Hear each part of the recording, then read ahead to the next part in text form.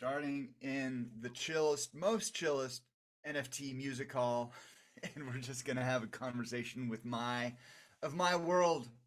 Got NFT music hall streaming live on Twitch stream as well as here, and of course, uh, we're gonna have we've got the Token Smart share screen going on in Token Smart live as well as the Token Smart, I believe.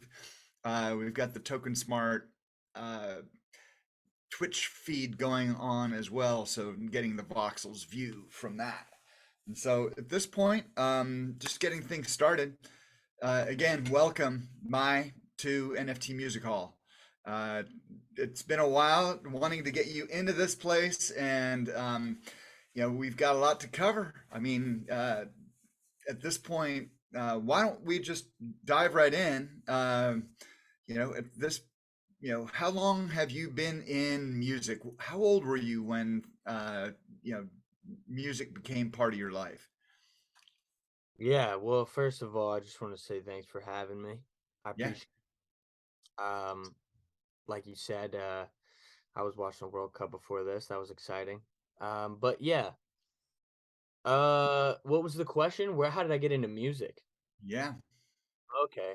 Um, yeah, so I mean, like everybody, I really enjoyed music growing up. But I never really thought I never really had like some early thought like, "Oh, I'm gonna be a musician or something like that." I never really had that thought until one day I was playing Guitar Hero. This is when Guitar Hero 1 came out. I was playing Guitar Hero at my friend's house, and I ended up really enjoying the game. So I ended up getting it myself. And when I got Guitar Hero, I started to like get in touch with, more music that had guitar in it, and I became a fan of the guitar, and I was like, "Hey, maybe I can." And I got really good at Guitar Hero, so I was like, "Maybe I can actually be good at real guitar."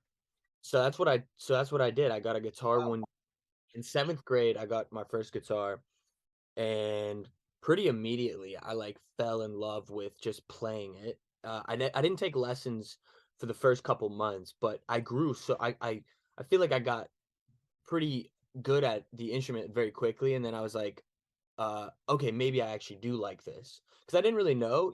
I was just interested in it at the time. I didn't know if it was trendy in my own uh, life at the time or what, but I ended up really, really enjoying uh, just playing. So yeah, I started playing, started taking lessons, just started jamming, and it really wasn't like a part of my identity, because we mentioned the World Cup, but like I played soccer a lot growing up. That was like my main thing.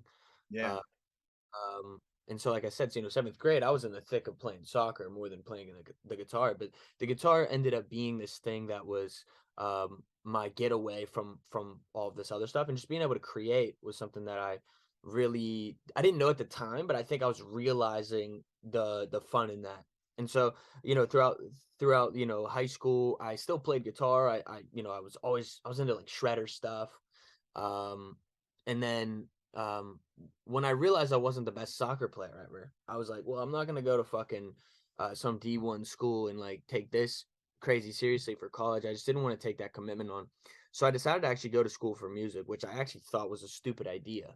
But I just thought to myself, no idea is stupid if I try it, is really what my thought was. I was like, I can learn how to do this. I can figure out how to learn more about music from not just a playing performance, being good standpoint or whatever, but also like a business standpoint as well. It's something that I really wanted to learn about. So I was like, all right, I can learn all this, and of course the production engineering and stuff like that. I knew that this was a part of the program that I decided to go with. yeah, So I went to college for music. I ended up really taking guitar seriously though there. Like I got really good at like I think I really, really leveled up as a player there. I got way more into all kinds of different types of music. Became a bit of a jazz head for a second, and I think that really allowed me to learn so much about harmony in the guitar itself, that it taught me a lot more about composition inherently. Just by playing more of the instrument, I found more combinations to create with. So it allowed me to have multiple. Um, it allowed me to multiply my creation potential from learning actual theory and just playing a lot more music and being more serious about the instrument. But near the end of college, I started to pivot more into production because I was surrounded by a couple peers that I learned a lot from, and ended up starting a production group with them after college. So I learned Yeah. a lot. So right up to college, I'm going through like kind of the whole timeline, and we'll get to a point and I'll pause, and stop me at any time, please. Not at all. I mean, at this point, this is where the you know the rubber hits the road for where how you got really into your production zone, and so this is what I'm really interested in. So go for it. Oh, for sure. Yeah, that's a good point too, because I guess with the recent shows and some other things, it can all speak to all where I am right now for sure. So, but it did all stem from the guitar, and it stemmed from Guitar Hero, which is interesting. Yeah, Um, totally. but I'm gonna tie that back too, because what is Guitar Hero? It's a game. It's a video game. So we'll get there. But so uh, Gamification. so so what the fuck was I talking about? Oh yeah, yeah. So sorry, Well, sorry. start with the coming out of college now.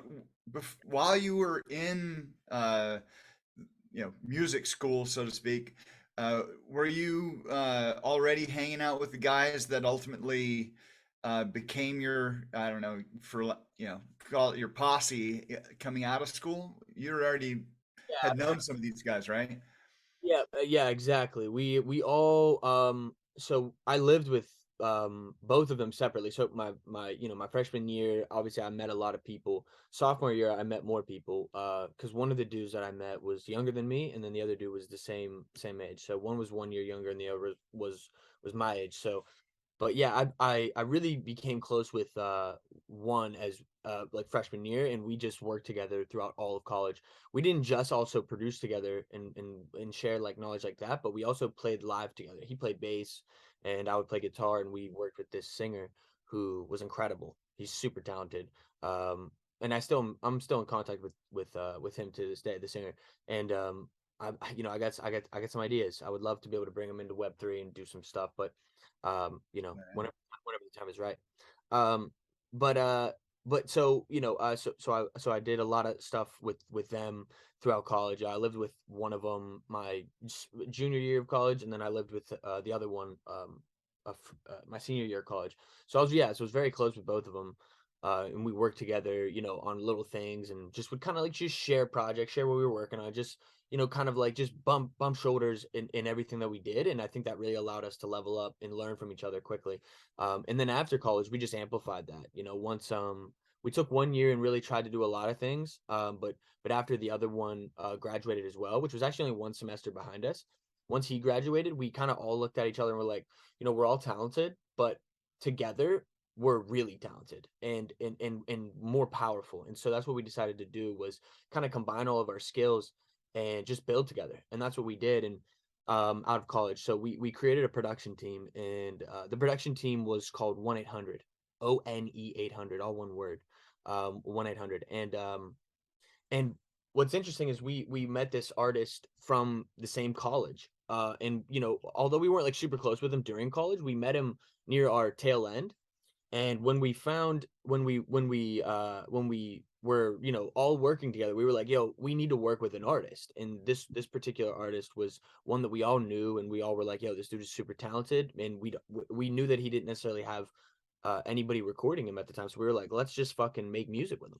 So we hit him up one day. He came to the studio. We made a song, and we were like, yo, this is a thing. Let's do this. And so for 3 years after college, we worked with this one artist in my garage, pretty much exclusively, just building each other up, learning from production and learning from just making songs, turning ideas into things, and really, really did a lot of growing as a producer, musician, engineer in particular, all within that garage. And it's very interesting because the garage is something that I always symbolize in artwork, music, the storyline of where I am today, because Yeah. see it as a very important growth process as me as a creator. And I did a lot of creating in that garage, a lot. I made hundreds of songs in that garage, and you know, I think leveled up numerous times and went through dark periods, good periods, really a lot of dark periods. I mean, it was you can't be in a garage fucking 18 hours a day and necessarily be in the greatest of headspaces. Like, why are you choosing to be in a garage, but and making music? But which is great though. It was still fun. But yeah, so I did that, and then where that garage period ended me was where that period ended, and it took a shift was near the end of that 3-year period. We actually had an album that was made completely done.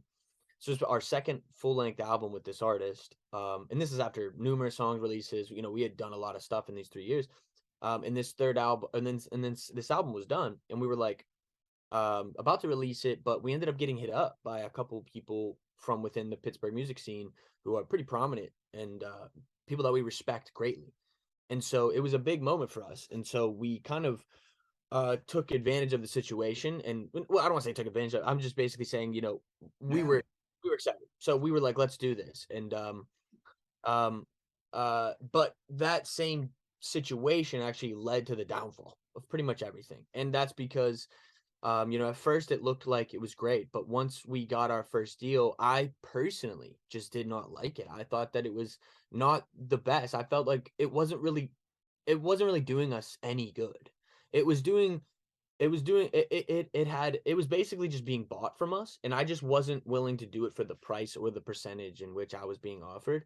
And that was personally, but nobody else agreed with me. Nobody else in the group really agreed. And so I was kind of faced with like these people that I worked with for the last 3 years, and now all of a sudden we can't see eye to eye. We can't agree uh on something that I felt would be super basic, which is, look, this thing is betting on us because we were in this garage grinding making music for 3 years. Like, we didn't pander to anybody, and now all of a sudden we're gonna pander and like give away something that we know is worth more than what they're offering.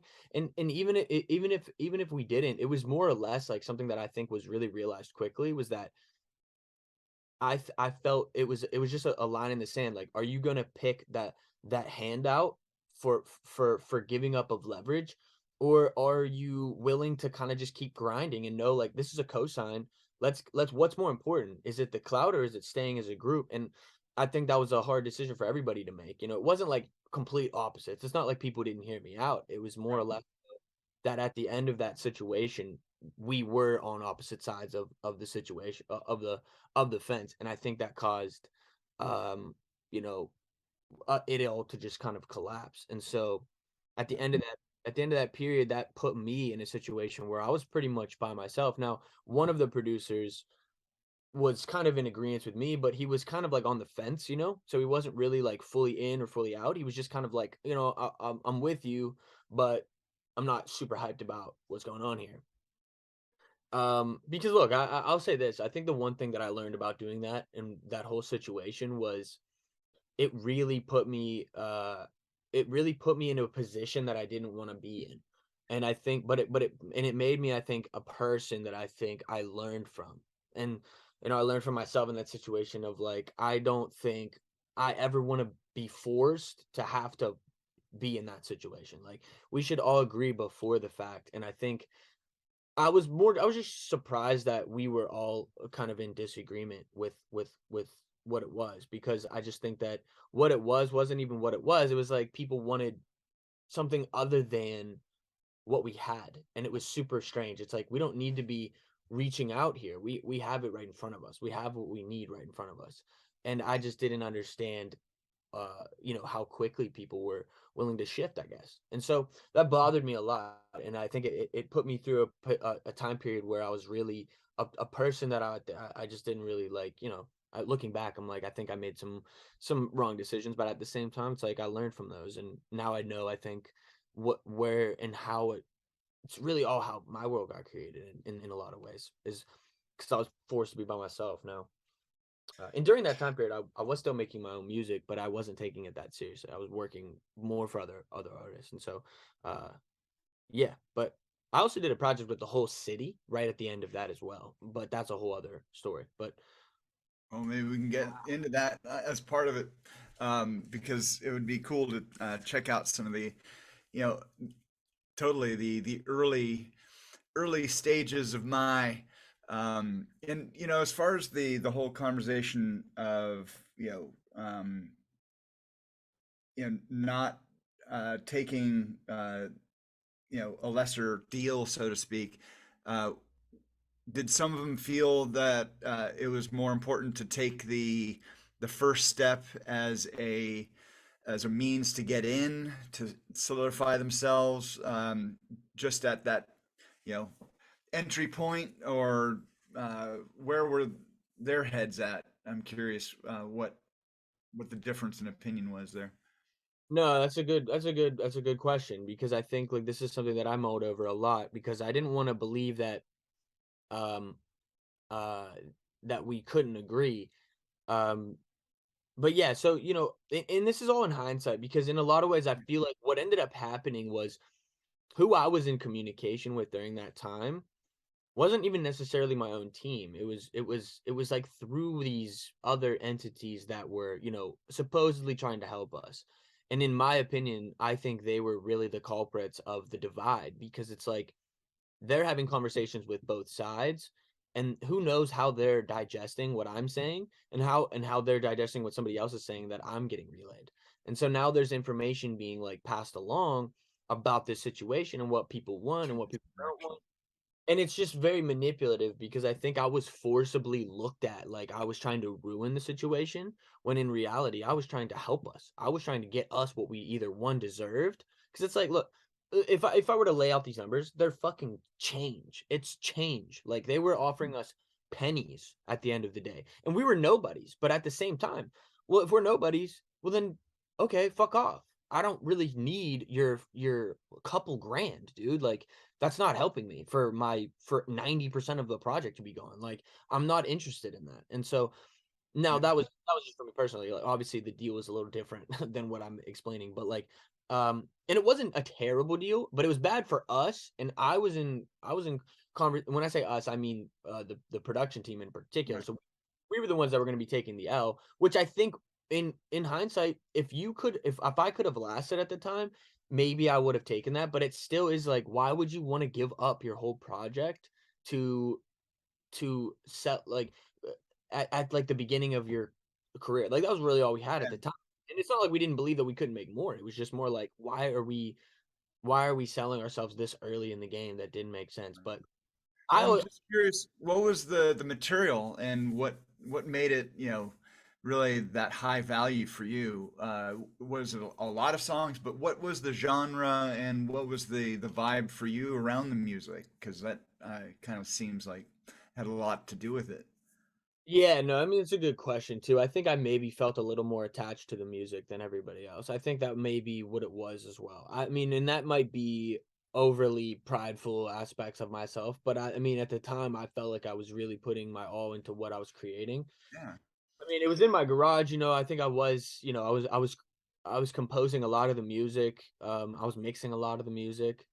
Um, I was taking my time, like really, really going hard at this stuff, and a lot of it was by myself. But at the same time, we would create these songs together. Don't get me wrong. It was just Yeah. that after whatever it was, I felt like I was taking them under my wing a little bit more so than others, and but at the same time, it's not like nobody else didn't care. It was just that that was just the situation, and it wasn't that I even was holding that over anybody. I think really what it was though was, if anybody should know how to feel about this music, it should be me and then the artist.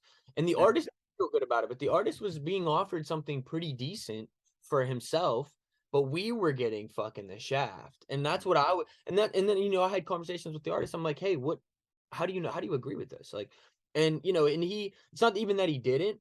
It's it's hard to explain. To Yeah. me, And it's something way more personal than what it really was at the time. It had very little to do with business to me, and it had very much to do with like our all mhm. four of us as a relationship. And I think that is what really spoke. And that I think is what hurt me the most as a person, and made me kind of like be like, all right, like I can't believe we can't agree here. Like we've been doing this with nothing over each other's heads, and now all of a sudden that there's a little money on the table, we're all switching up. I had a real problem with that at the time. I just didn't understand it. But I was probably viewed the exact same way. So it's really hard to to break that situation down. But that situation is like the catalyst for my world. It really is. That's what the whole game is about. You Yeah, know, I made a video game around World One, which is the first album, and we can get into all this, but like that game is completely about what I just explained. Like people don't necessarily know that, but like that's some alpha. That's what that game is about. well, 100%. yeah. So glad we're having this conversation because that's huge context, man. And so was there like a shift in your style, music style, your uh, you know, where were you musically coming from? Because being a shredder, getting into jazz, understanding, you know, clearly you picked up the music theory. You might have been doing a lot of DAW work during school. There's some people that do the recording for everybody while they're in school. Did you find yourself being like the producer for your classmates somewhat? And then, this project, we're just kind of let's talk more musically, how going into this project and coming out of it, I guess. So, um, where were you in the production value of music during school? It's a good question. Yeah, my production value during school was pretty amateur, I would say, but at the same time, I had a high compositional knowledge, and I think this is what always set me apart as somebody who could pick up production quite easily because I always understood what production was, and then production is really an over exaggerated term. It's really just Yeah. it's really recording. I think production can be viewed as anything ultimately, but like music production can be anything. It doesn't necessarily have to have an 808 and some hard drums. Production can be, like some acoustic guitars and some fucking real drums or whatever. Like it's all production. Yeah, or paying the bills. I guess in some cases. Yeah, I mean, uh, the financiers sometimes are called producers, right? But in school, what what music was you know your leaning towards when you left finally? Were you still in the jazz fusion side of things? No doubt, no doubt. Yeah, so I was still like real heavy in guitar, especially at the very end of I was probably at my peak playing at the end of my college career because I was doing all kinds of shit. Like and even after college, I got even better from like a musical point of view because we played a lot of live shows and um the live shows we would do were so much fun because it was literally a guitar, a bass, and then a singer who played a cajon. So we Oh yeah. got rhythm and bass, and then I got fucking freedom. Like what was dope is that every song we would do a solo because we were all super musically talented, realistically, and we just would take these pop songs, flip them into these little arrangements, but then have like these little solo sections, and I would fucking get to shred over just a bass. And anybody who's like into improvisation knows that like when you're playing with just a bass guitar and you're the soloist, it puts a little pressure on you to make melody, but like that is the most freeing way to improvise because you can alter any of those chords. And I think that's what's a lot of fun whenever you're shredding. And I learned a lot about just making better solos rather than shredding because like it's interesting you brought that up. I think that's a good point. Is like I at one point did pivot from a shredder to like all right, and it is typical. The shredders at first are pretty unmusical. Like it's pretty unmusical shit. It's there's not too many Paul Gilberts out there. There's Right. not too many people like even Steve Vai. Like these people are shredders, but like they have something else there that is way better than just like them shredding and tapping and doing some weird shit. Like that shit's important, but it's really not. Like, really, you want to find that musical balance in what you're doing. And like, I think that just comes from just playing a lot and then finally feeling it. And I think it took me long time to feel it. And that probably came after my first heartbreak. Seriously, that. Yeah, exactly. That's But seriously, I mean, sometimes yeah, that does spark the musical interest in someone. It really did for absolutely. some ways. Well, to be able to woodshed like that is where it really comes because if you're really up and active, we don't get that woodshed time. I mean, to be able to spend 10 hours a day, going on variations of something that it's kind of like a Zen moment to be able to come out of that. I think that's a huge part of musicianship. I Yeah, mean, so just to further your question though, I think it's important to mention that like once I did get out of college, it took me I definitely got into production like then. Like I didn't really start taking production seriously until probably 2016. Um and like I was making beats, I was making things, but like it wasn't like I am today. Like today I'm a lot better now than I was then, but at the same time, I still feel like my drums are trash. I still feel like I could make a lot better beats, but like I also have like actually, what'd you say? actual playing, you're saying? Do you have drum kit in the studio there? Okay, Programming drums, yeah. right.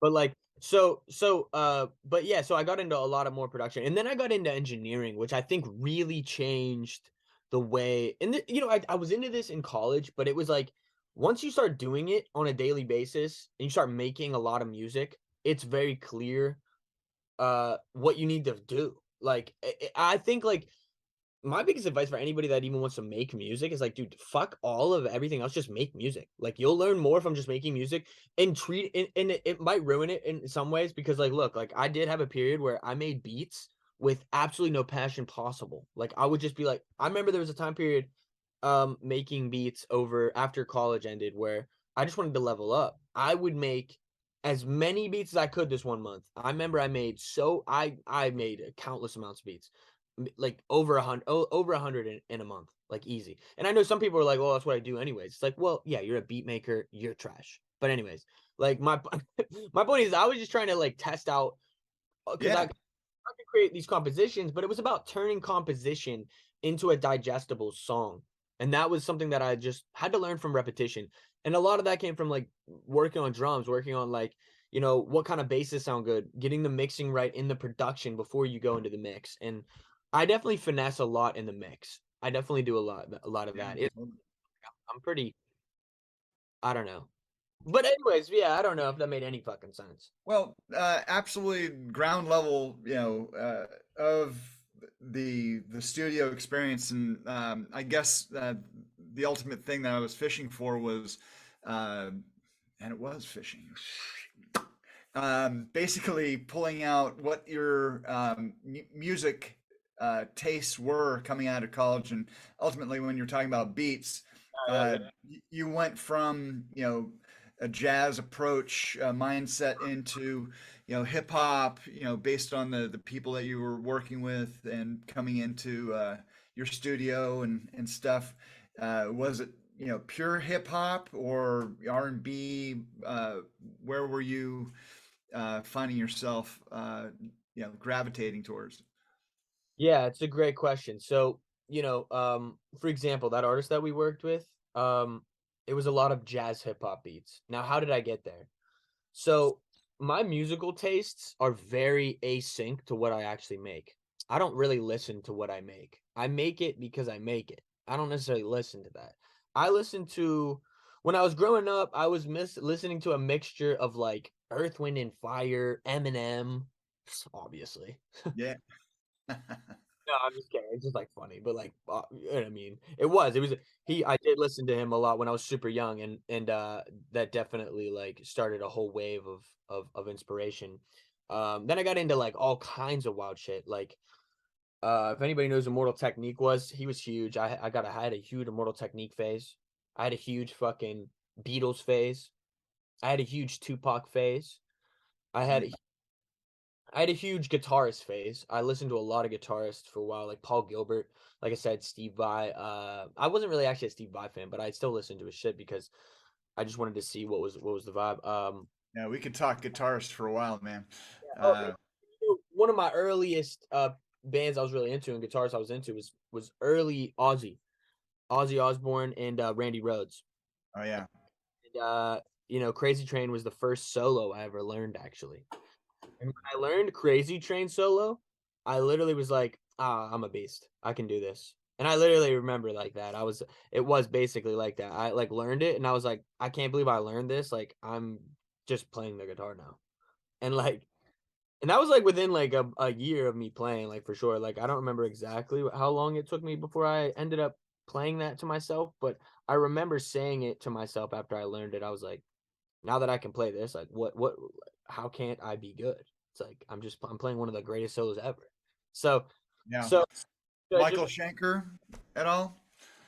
oh, Nope. who's Michael Schenker. He came out of UFO, and his brother, Rudy Schenker, is one of the guitarists for Scorpions. And Michael Schenker broke out on his own, and he's, remained in the.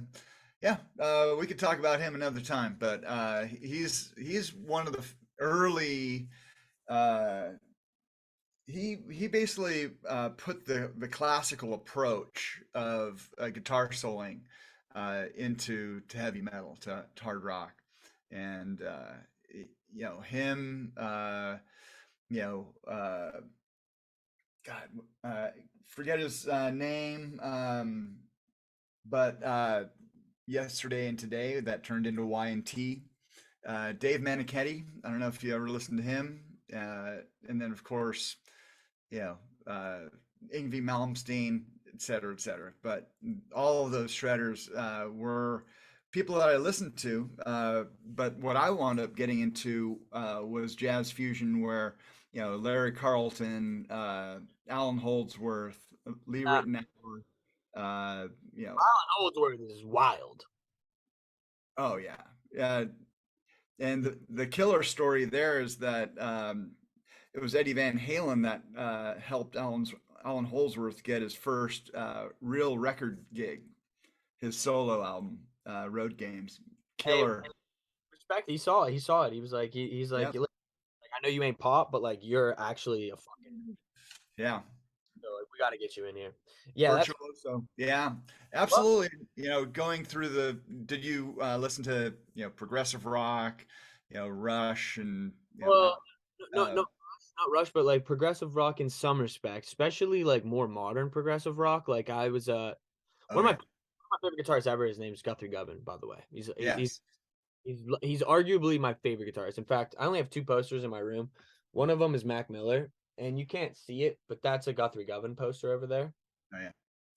And those are the only two posters I have. And that's yeah, he's a huge inspo after the fact because he combined musicality and shred in a way that I've never seen, and he's an absolute fucking animal. I mean, he's just a beast.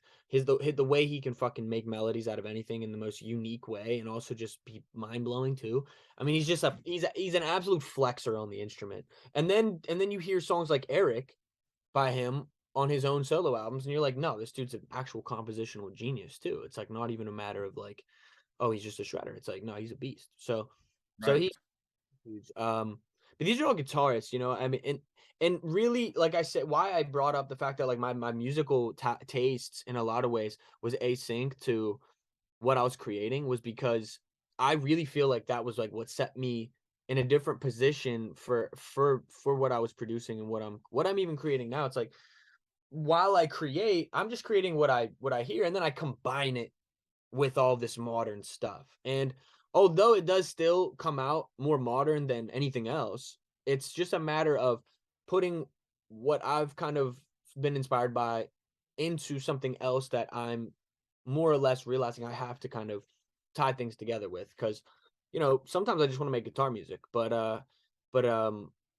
because I think I just that's what my ear is cool with more. But I also want to take chord progressions that I come up with on the guitar and melodies I come up with, and then turn them into songs, and add cool drums, add shit like that, and make them more, I guess, popular. And that's kind of what ended up happening too. I had a time phase where, um, after college, during that time period where I was making music with my team, all those people, that I really really did become big into the idea of just the alchemy of turning chords into a song.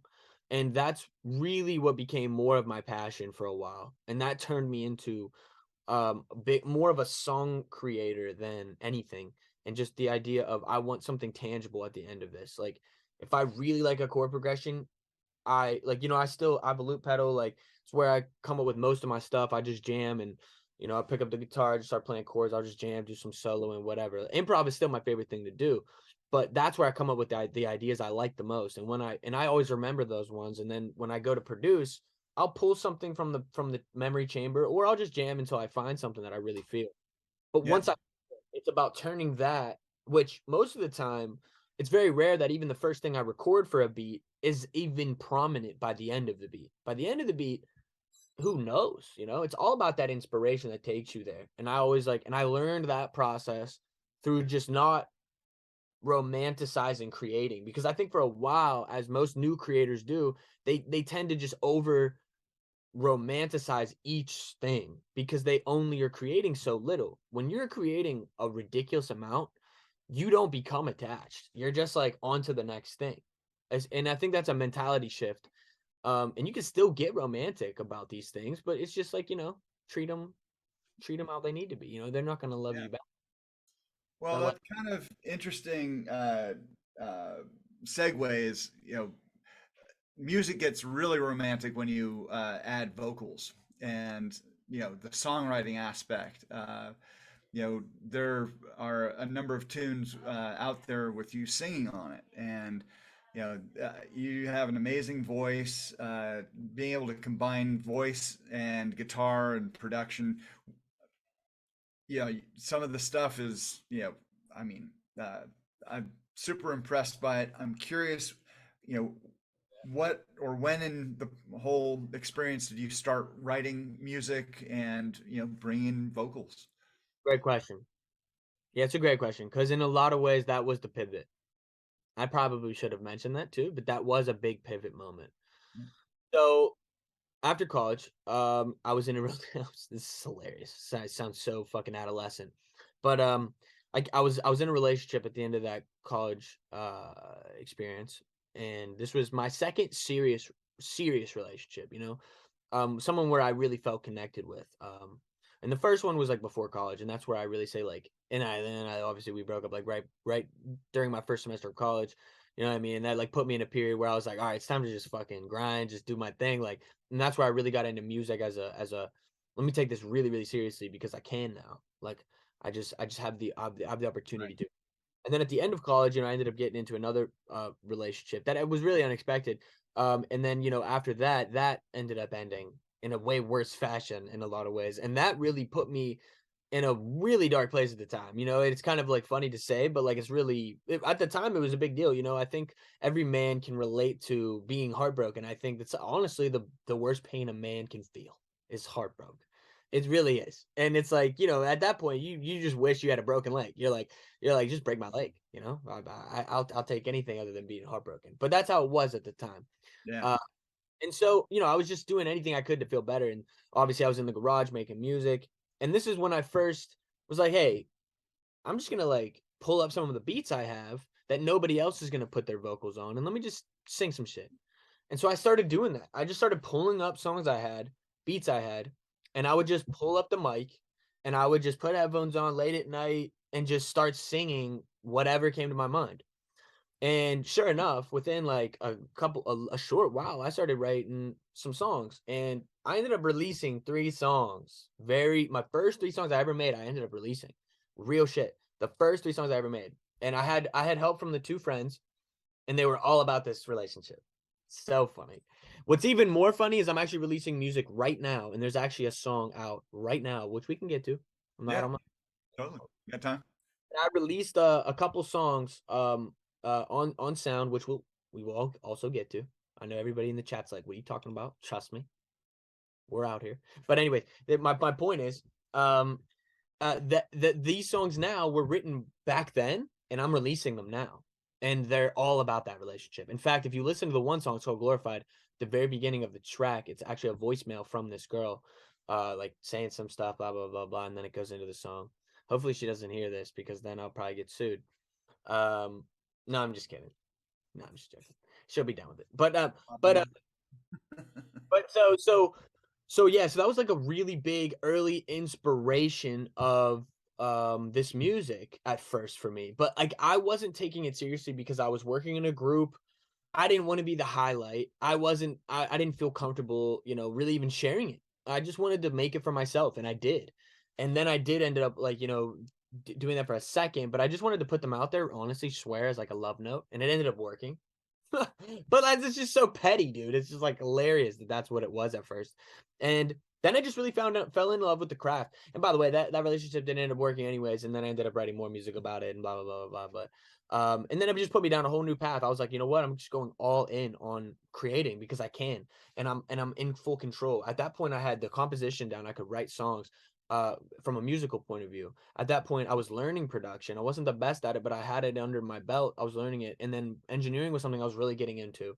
And then I got really into vocal production once I started to mix my own voice and really take it to another level. And that's where I really got to a point where I was like good at taking things. And then I started working with more artists, and I think I just leveled up the people I was working with enough and started working with more people, made more music, and it just once again taught me more and more. And man, I made a lot of music from that garage, so much with so many artists. Like a lot of stuff isn't even out. I still have people's albums on my computer because they're so weird.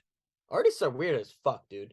This is why they just are. They just are. And look, Yeah. I know I'm an artist. I know I'm an artist. You're like, well, yeah, you are. But like, and I am. But like, man, I don't know. There's a difference between an artist and someone who really fucking gets both sides, which is like somebody like myself. Like being from the production engineering, like working with artist side to then also being an artist, I understand both games. I understand the difference in difficulty. I also understand the difference in perspective.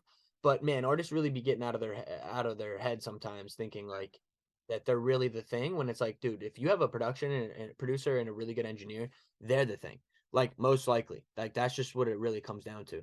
And if they think otherwise, then just go work with someone else. I feel like if you're locked in with someone, it's 50-50 for sure. But I think a lot of artists get it twisted where it's really like they think they're like the thing. And it's like, dude, like this is a 50-50 game here. Like there's no doubt about it, 100%. And the ones that get it, get it. You know what I mean? Yeah.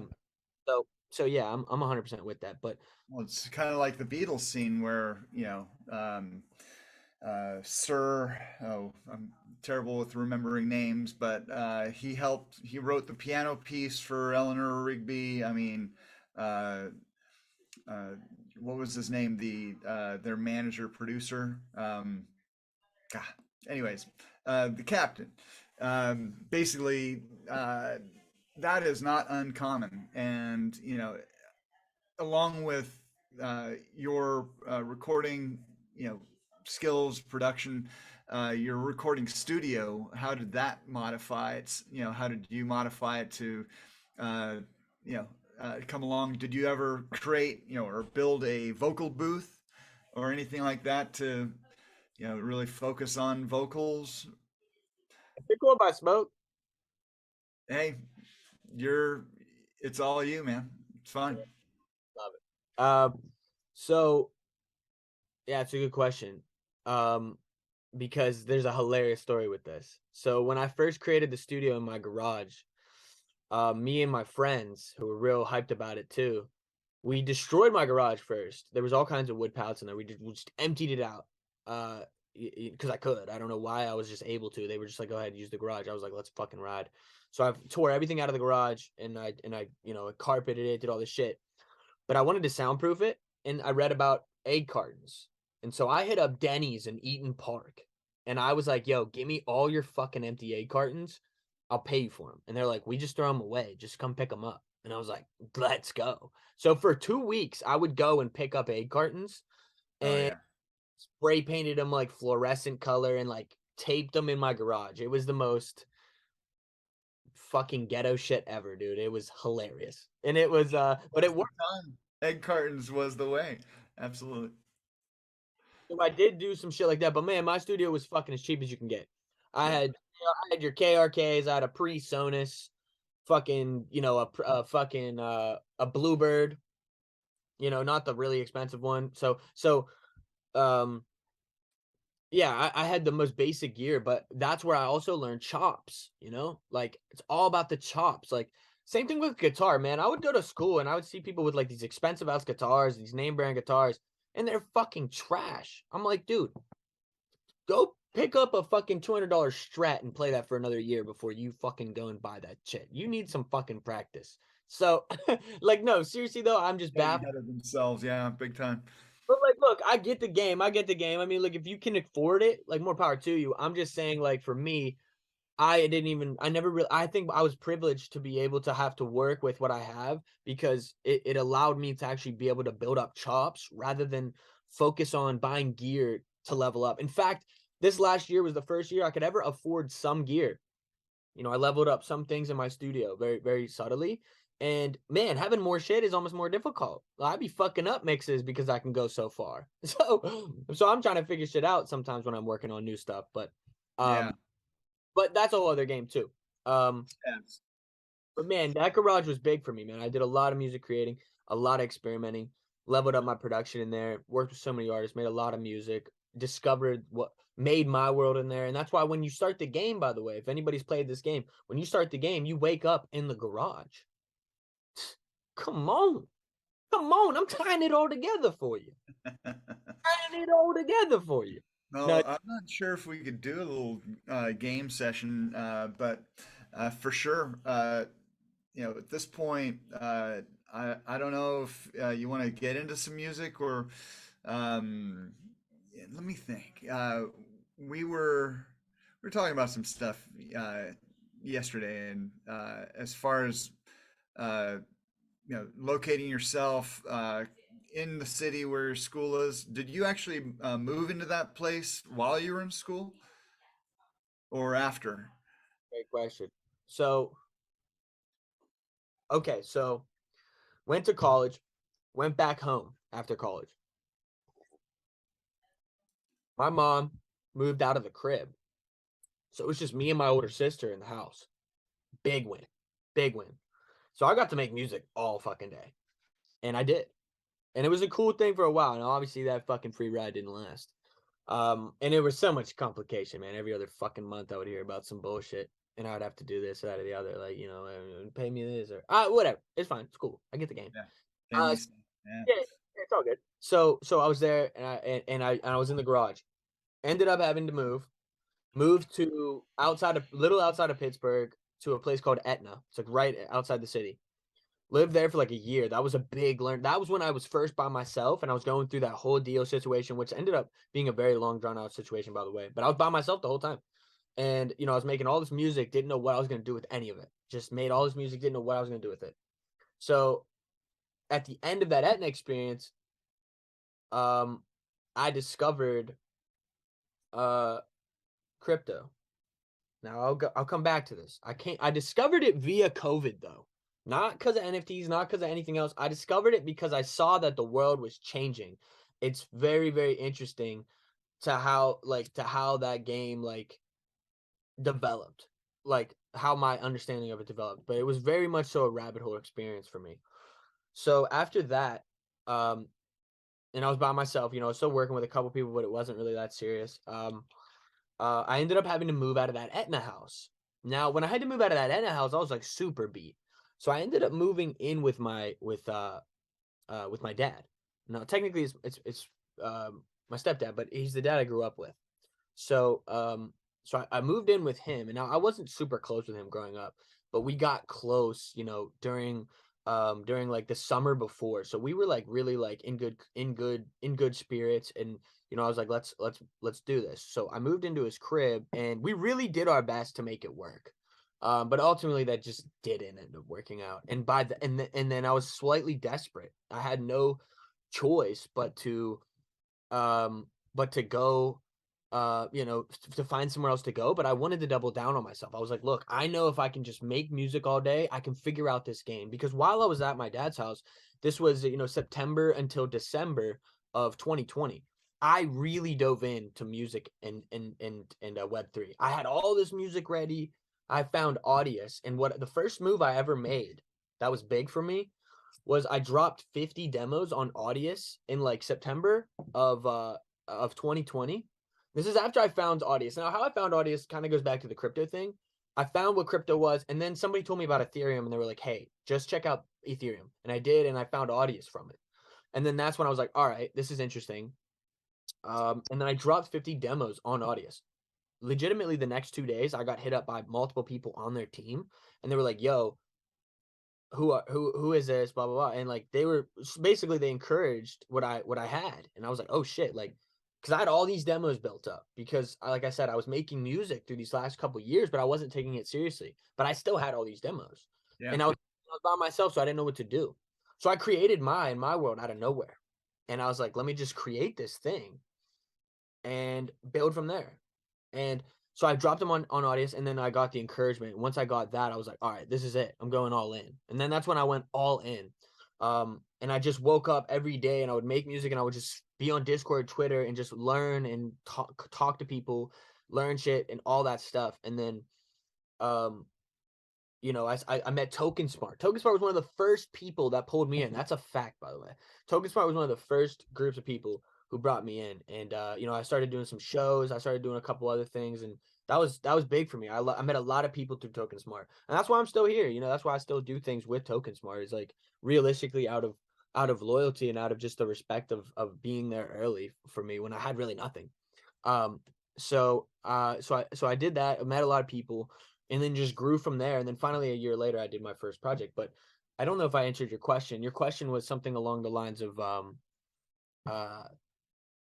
I got the gold out of that simple question. It's like, what did you do coming out of school? Where were you? When did you? Because you mentioned that you moved back to California, Pennsylvania, where the school that you went to, U of Cal or Cal U, is the, or at least the music school of Cal U is where you went. Right. And so now that's where you are today. You're in California. Well, sorry. But I don't want to dox myself, but like, yeah, basically, I already have. But like, yes, but ultimately, yeah. So I went to college here, but then after, I had to move out of my dad's house. I was slightly desperate. I only had a certain amount of money left from that deal. And I was like, all right, I'm just gonna double down on myself. So I found the cheapest place I could, and I knew it would be here. Why? Because it's a college town. COVID had hit. Nobody wanted to live here, and I knew there would be houses for rent, whole houses. And that's what I needed. I needed a whole house so I could make as much noise as I wanted at any point of the time. So yeah, that's what I did. And so I did that. And I went all in, and fucking thank God it worked. I mean, realistically, like I just discovered a space, and I capitalized on an opportunity, and I still feel like it's the early stages. I still feel like I gotta, you know, triple down on what I'm doing. And that's why I'm releasing a little bit more frequently, and dropping this music I've made. And that's why, like, right now I'm even starting the project called uh in starting this project called Garage Tapes, which is literally a lot of the music I made while I was in that garage. And a lot of it has to do with that relationship. A lot of it has to do with just like experiences I had while being there, and just being kind of like trapped within this fucking garage that I put myself in. And that's the game. That's the game of MAi World. It's like we trap ourselves in our own worlds, like through our own perspectives, our own beliefs, our own limitations, realistically. And to transcend the world, you have to understand every part of it, the good and the bad. And I think that's kind of the whole concept of it. But um uh but yeah. but I still don't know if I fucking answered your question.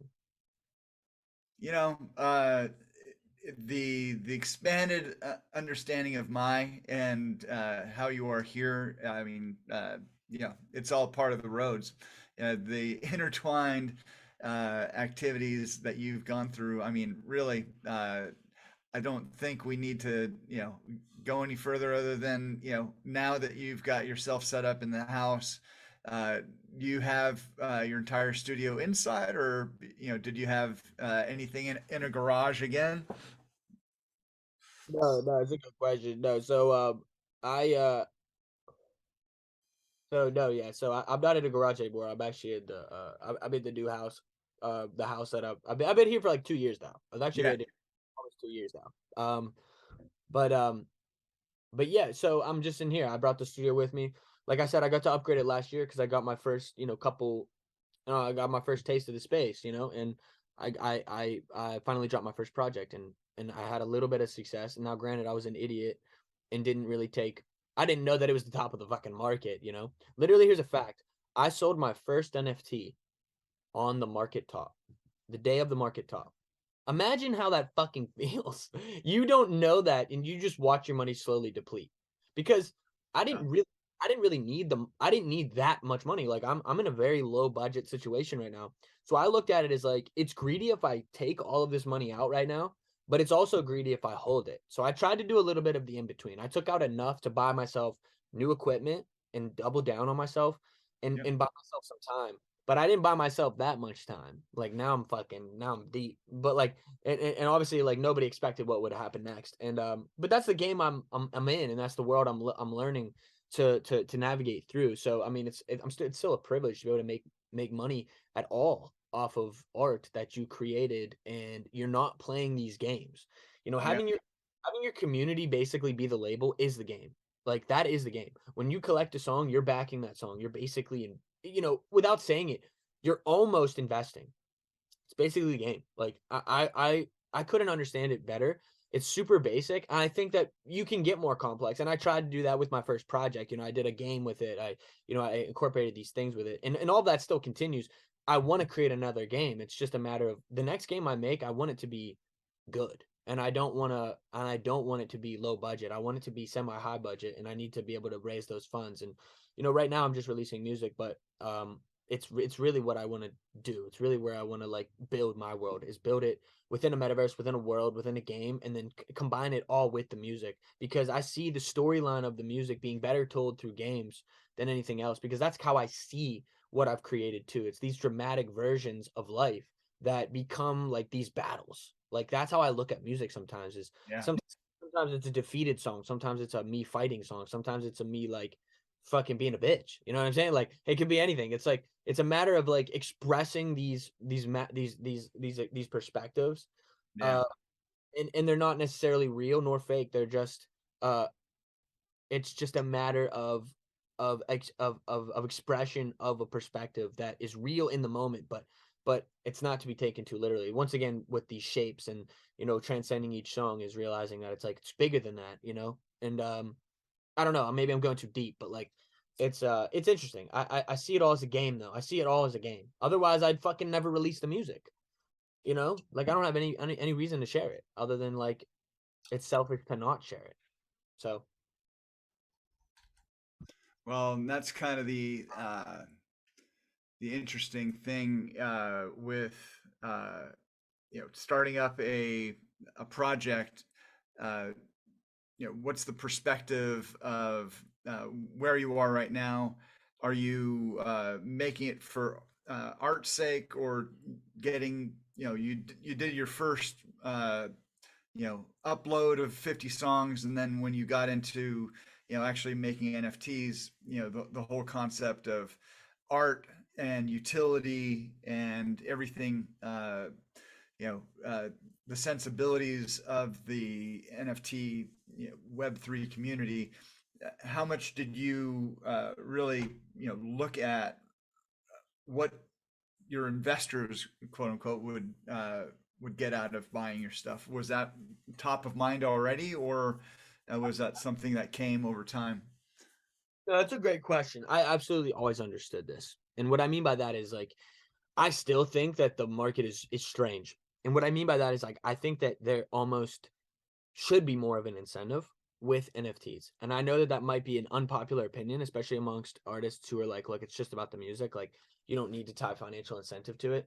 I don't really think that it needs to be. I think it already is. I think that's the point. Is like what I'm saying is that um I always understood the fact that like these collectors, so to speak, of song NFTs will become your label, so to speak.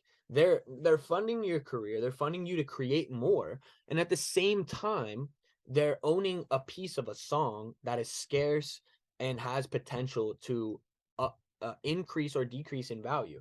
And I think that interest makes for following an artist and to consume art become a lot more interesting.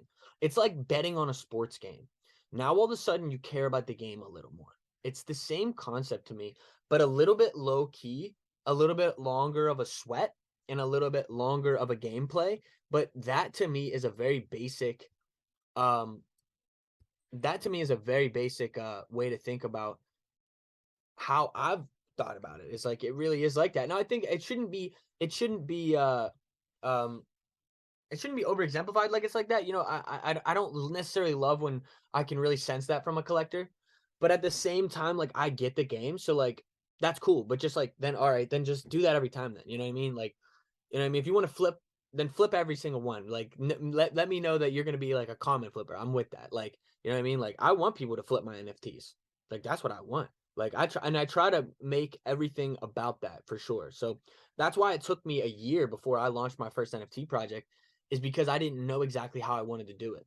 I knew I wanted to do everything, but I didn't know exactly how. And so, you know, I wanted one of ones and I wanted editions. Those were the only two things that I really knew I wanted. And that's what I did for the first project. I made gold one of ones with gold carts, and it was this cool little thing I did first, and I made some good sales, and it was cool. And then I did editions, and you know, I think doing it in the way I did maybe wasn't the perfect way to do it, but you know, I think I tried to make it so that it made sense for both tiers, both people who are trying to kind of support the growth of the music and also the world. And so that's kind of like how I did it. But I also wanted to do it in a way where it's like, if you do get this, there is still like these things are rare in some respects. Like I didn't make some 100 edition thing off the first batch. And granted, you can do that if you make the price point accessible. I think that's cool too. Yeah. Um, but I think like yeah, it's just a matter of like how you want to do it. And um so yeah, so I guess I really wanted to be sure that I was like approaching it the right way, and I think I went really conservative for the first one. And now that I'm on I recently did just get on sound, and because of that, I'm experimenting within the platform. And anybody who's ever been on the Mighty Maestro in the last year probably has heard me talk about sound in some respects. And I think Yep. it's a necessary conversation to have. And I think in some respects, like, you know, my perspective on them was very personal of like I felt like I should have been on the platform before I was. And you know, for a long year, I watched a lot of people grow what I would say past a lot of people that I've grown with up until that point because of that platform. And it was kind of a shame to not be able to share in that process. Now, I still did my own thing and I think I still made it happen, but you know, I was a part of other great projects, but I think that like that was something that really like tainted my perspective of it and like really made me quite bitter and prideful about the situation. So I was very hesitant to drop on the platform, but I see it as an opportunity for two things. One, I see it as an opportunity for collectors more than myself. And this is the real truth because I think the platform is built for collectors rather than built for, you know, your artist to necessarily, you know, do something really custom, creative and go far because, you know, they limit the amount that you can do, they limit the amount of money you can set it for. And I think really what they're trying to do is they're trying to create a market for songs to be able to be actually sold on a secondary market healthily, and that's kind of how I approached it. And I actually, you know, the first drop went really well. It sold out like within 2 hours. Now I did just do another drop, and that is actually live right now. Not the shell, but it is live right now. And Yep. the idea of the first drop I knew would sell out because it was my Genesis. And this second drop is to almost like make the first one more or less valuable. It's really a test of the market.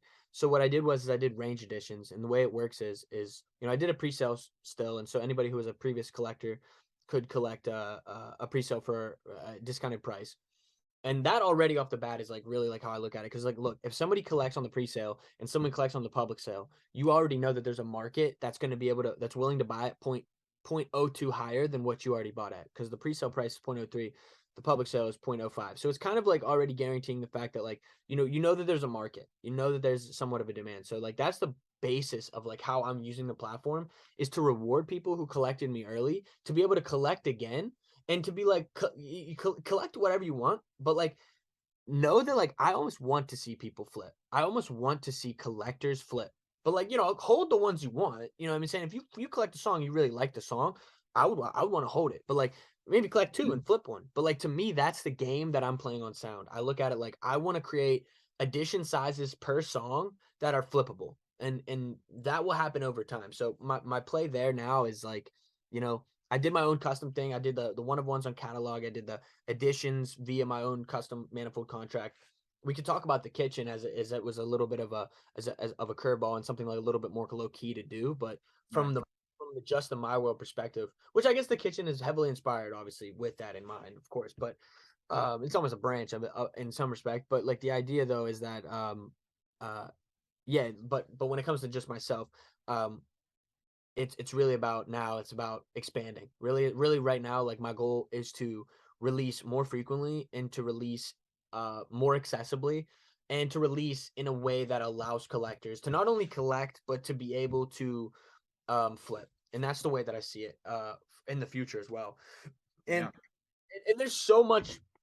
I still think that there's a lot of problems with the music NFT market, but it's actually in benefit of the artists like myself. I mean, I'm not even trying to like do my own word, but it's like the market is still slightly manipulated. It is still slightly rigged. It is still slightly whatever. And the collectors don't know what the fuck they want. They really don't. They really have no idea what's good. They don't know what's bad. They don't know what metric is what they should be paying attention to. All they're doing is they're collecting what they think is hype. And that's it. And I don't think that's a bad thing, but like as we've seen in the past, a lot of songs can pop off way later in life. And whenever they do, what's going to happen to that NFT collection? A lot. And so it's a matter of like knowing like who's going to be here forever. I think that's really like the real tell of like who's really going to be dominant. Now, I think there's a lot of people who are successful, like for example, that deserve it. Like um maybe not by the metric of the success, but there are a lot of really dope artists who are finding a lot of success and I love to see it because it's like they're dope and they should be getting the success. And it's really never a shade to the artist. Like I said, I still think that the collectors need to decide like what is the metric of what they like and why are you spending 20 times the amount over here than you are over here when it really makes no sense for you to do so. And I think that that's a really interesting thing to pay attention to because uh, it really is unbalanced and doesn't really make any sense. But that doesn't mean that it's bad. It's just a matter of understanding it. So Yeah, it's a combination of relationship and production value, and it's kind of the whole thing. I mean, getting to watch other projects go, you know, full sellout, or in those that take a while to get through. It's really interesting to watch the process of selling by a number of different artists, and so definitely it's community. It's in some cases it's investor led, and in some cases it's just totally grassroots and letting it fly. Interesting. Everybody's got a slightly different place in the food chain, so to speak, and just really, it's interesting for me, having you be, and I've been in Token Smart now since what, June of 21, so just you know a year and a half now, and at this point, even until like just before you started the kitchen, I was really not informed how far you were into the NFT space, let alone, in conversations I'd heard a lot, but it was more opinion of the space, not necessarily what you had done. And so, just learning where you've been, you were, in my eye, I wasn't in your circle of investors or of fans in, Twitter, et cetera, to learn, you kept a pretty low profile, pretty modest in Token Smart. So I was just totally stoked to see that you had so much more out in the space. And I guess that kind of goes to your personality in and how you got into the NFT space, and people that you more or less, you can call it, aligned with. Um, who did you find, your, I don't know if it makes sense to, talk about exact influences, but if you're open to it, some of the people in the space that you really found inspirational or helpful. yeah, for sure. Well, selfishly, I will always say that I think a lot of my ideations really always come from myself. They really do. But I think, like, really though, when it comes to being helpful and being like encouraging, supportive, two names, of course, always come to mind, and that's Connie Digital and that's Mighty 33. Those two were some of the first two that I ever spoke with that were really reciprocative of like of energy and they really wanted to see me succeed. They believed in what they heard and they were like, "Yo, you're dope. Let's do some shit." And that was that. And really we and you know you can't really fake a long-term relationship, you know what I'm saying? Like, you can't really, like, force those types of things. It's really just a matter of, like, we just connected on a basis of understanding things, I think, in the same way, and I think that really is what led us to wanna create together and want to, like, do things in a way that I think was, uh more passion based than it was really like anything else. Now, I did still know that there was an opportunity. Like, when I met Connie, I was like, "Yo, like, who's making your beats?" And he didn't really have anybody in specific. I was like, "Dude, I'll make your beats." You know what I mean? It's like, sure, like that's an opportunity in some respects. But you Yeah. can't like, I wouldn't want to work with someone that I don't like working with. So it's really a testament to him as well. And shout out to him as well. Like, I'm not necessarily the easiest person to work with. I know that, and he knows that. But that's the game. You know what I'm saying? If you want to make great shit, it's always going to be a struggle at times. And same thing with Mighty. Mighty knows the same game as well. Mighty actually was one of the first people who listened to like all 50 of those demos and was like, "Yo, I don't know who you are, but you're crazy." And I was like, "Yo, that's fire." And what's funny is I took all those demos down, by the way, 2 or 3 months later, and ended up going and finishing all of those tracks, and that's what I'm now releasing. Right. World One was the first seven, including the prologue, which was Father's Tune, which is like the song that kind of leads into World One. It kind of gives you the whole essence of like what it was about. Um, which is like World One to me was really about me not wanting to become an artist, not really wanting to be in my world necessarily, and that's the whole game. Is like you end up in places sometimes that you don't want to be in because you like almost like feared it into existence. It's like, and I think like those are important moments because once you transcend that, you like level up, and so that was kind of what World One was is a storyline of how did I get to a position where I felt no choice but to become this thing, and that's really what it's about, from track one to track 7. And prologue is kind of like like the basis of that, and then right now I am releasing a newer project, which is still from the same time period realistically, but in a different essence, a different storyline, so to speak, different era, which is really about the relationships and some of the darker periods of like my experience with that. And those are the songs I'm releasing now called the Garage Tapes, which is like the songs that are going to be on Sound exclusively. There's 4 in Volume 1. The second one is out there right now. I'll share a link because I'm a shiller. Yeah. Totally. Throw it into. Well, it doesn't matter where you want. It's a hilarious thing to read. Collectors will buy shit if you sell it the right way. Well, this probably isn't the right way, but that's hilarious. But Threw it up. I know that that wasn't necessarily directed at me. It might have been, but like I'm just saying that's just funny that I read that right before I sent that in. But that is the song that's the second track, which is just kind of continuing the storyline of like uh that relationship that I felt, right, and me and kind of shares a little bit about my experience in the garage, really, and my relationship within those 6 walls. So fuck was I talking about though, man? I don't know why I'm talking about Well, that. you know, I I think it was really the connection with collectors. No, the question was who your influences, who you found most Yeah, helpful in your career, and so Connie Digital shout and out, man. Yeah, yeah.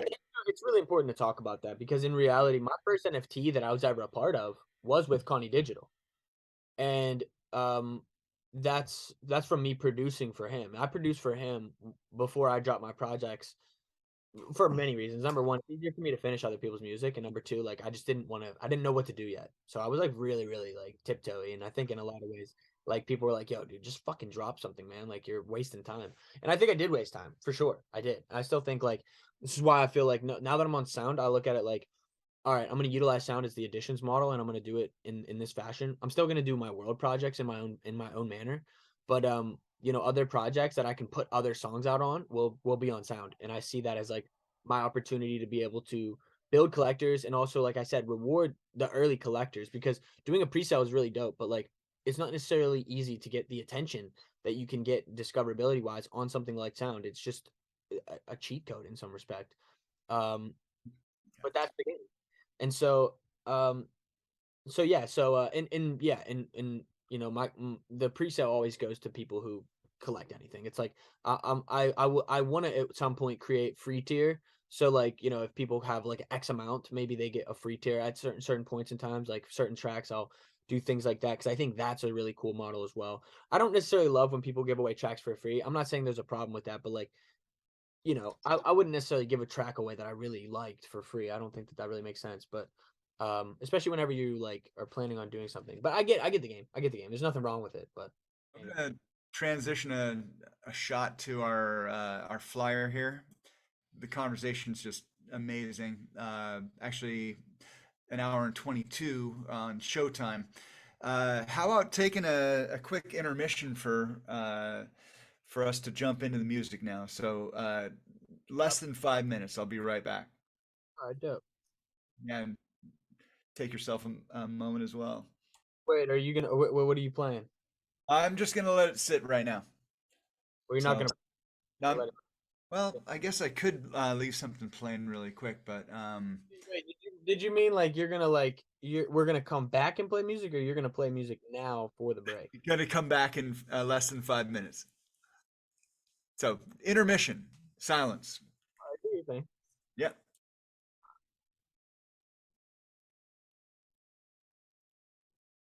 We're not doing no silence here. All right, who's in the chat?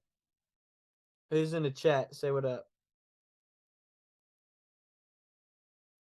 Say what up. Tell some jokes, man. All right. Um. Uh. So. I'm rolling up a J right now. Little spliffy action. You guys already know.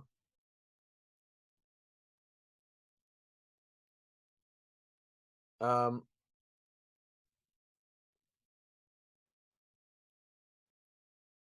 I'm really excited actually about the next two tracks I release. I'm not gonna beat around it. I've been waiting to release so much music. I mean, like, what's crazy about what's really actually crazy, even to me and to my friends, is how much music I realistically am sitting on. I know that sounds maybe like I don't know how it sounds, but it's just true. And I've been waiting for so long to find an opportunity to really release it in the way that you know I think makes the most sense for not just me but for people who support me, because doing it on my own contract is really dope. But you know, if it's not in a market that people are paying attention to, it's a little bit more it's just a little bit more difficult uh to to um to incentivize a secondary market for it. And I really believe secondary markets is what makes NFTs the most special, particularly for creators. You know, royalties are dope too. So, um, oh, this is funny. We'll watch this. Yeah. All right. So this is actually about to be a real curveball. You guys have no idea what's coming here. Pause. You give it the pause. Give it the pause. I'll tell you all about this video. But yeah, so I do plan on releasing a lot of music in the next year. Like basically whatever I barely released music this last year. And I plan on releasing, you know, like 20 plus songs in the next year from what I have. And I just want to do it consistently. I just want to drop music a lot because I think that's what really I need to do for two reasons. Number one, I have music I made yesterday that I like. When the fuck am I gonna release that? You know what I mean? I'm so many projects deep that I'm like at a loss of words. I'm like, I need to finish, I need to just put out these songs so that I can move forward. So this is really the beginning. This is really like the beginning, I think, of my real journey forward where you know, it'll be slow, but it'll also be really powerful, I think, for people who fucking support it. I mean, this is just really what I believe. I mean, it might sound ridiculous, but like that's kind of how I view it. Like there's no better time than the early stages, especially because the market is fucking trash too. Like I do believe everything is undervalued completely. It's crazy. And you see projects like yesterday that prove that. Yesterday, yeah, I mean, well not yesterday, 2 days ago, but ridiculous. Ridiculous stuff happens. Um All right, Mai. Yeah, let's talk about that a little bit. But I'm queued up right now for Give us a little lead in on the video that is expresses fight the power. Yes, yeah, this is a great video. Um, First, I just want to mention this one comment. I feel you. Simmer on the music before rushing out and risking regret. Uh, I mean, that's for sure true about music you made yesterday, but it's not true about music that you made 4 years ago. That's kind of what I'm saying. I have music that I've made for the past 4 years that is going to be released now over the next year, which is just old ass music, stuff that I really feel has uh, been just sat on for too long. But I do agree with that concept of simmer on the music because that's why I sat on it for that long anyway. Um, it's just a matter of timing too. But opportunity was really the thing that held me back. I didn't want to release my music to nobody. I just thought it would be a waste of time and a waste of energy and very discouraging in some respects. Now people can always go back. I think every song is realistically just another marketing uh attempt for the next. And that's really how I look at it. Like every song is promo. So and then eventually, you get one. That's really what it comes down to. So it's interesting. But yeah. Well, let's do this. Here we go. Okay, so give us a little lead in on this video here. Yes. So basically, so yeah, this is one of my highlight. This is one of my bigger moments in my life. So this is my senior year of high school, and this is my uh high school talent show. Now, the title of this is "Fight the Power" by Cody Mamone. This is hilarious. This was filmed by a friend's parents, so I didn't even know someone was filming this. So all right, so basically, here's what happened. So I got suspended from school multiple times in my high school career. But the Friday before this talent show, I got suspended for something very interesting. So that Friday, we were supposed to have a public assembly from a 9/11 expert. Quite literally what they said. They said a 9/11 expert is going to come talk to us about 9/11. And I was like thinking, what the fuck? That's so weird. So I, as everybody in the high school knew, was a conspiracy theorist. Guilty. So I had some questions for this guy. Um, Now I never got to ask those questions. Why? Because I was mysteriously suspended the night before. So I played soccer throughout high school. We always had games on Tuesdays and Thursdays.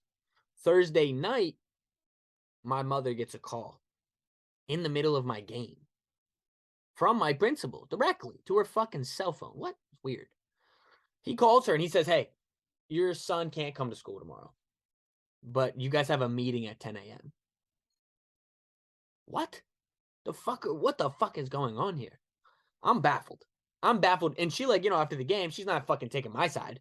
So after the game, she's like all mad at me. She's like, "You got suspended from school, blah, blah, blah, blah. What did you do? Blah, blah." I'm like, I didn't Right. fucking, I was like, I didn't do shit. I was like, as you know, we are gonna say. I was like, I didn't do shit. So it was one of those situations where it's like, and I get suspended for some bullshit. Now, the day before, that Thursday, while I was at school, I asked multiple teachers how I should approach this because I wanted to be respectful, but I did have a lot of facts. I wrote research papers in high school on 9/11.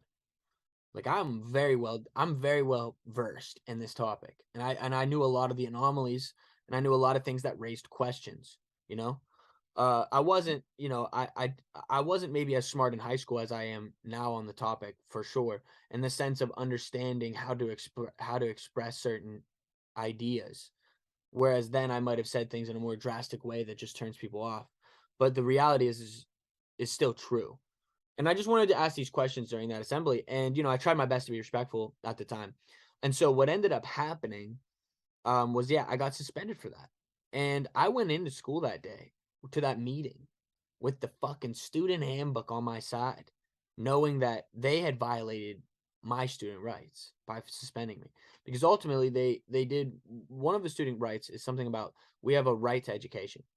So the idea of me not being able to go to this assembly was basically a denial of my own right to education, because what they had suspended me for was asinine. The first thing they said when I walked in that day, in that morning, Friday morning, when with my mom, she was like, they were like, you they were like, what kind of questions were you going to ask today? And I was like, dude, I got you right where I want you. And that's where I fucking pulled out the handbook. I was like, blah, blah, blah, blah, blah, blah, blah, blah. Next thing you know, he pivots to some shit I did 2 weeks before, which, yeah, I did get detention for, but I'd already served my time. Now all of a sudden they're giving me fucking out of school suspension for it. What are you talking about? So obviously we had caught them in being a bit unfair, being a bit hindrant of me asking these questions and causing a scene at this assembly. Yeah. And it was very clear to not only me, but it was clear to my friends and people at the school. They saw this as well. So to get back at this, the next week I had the student talent show.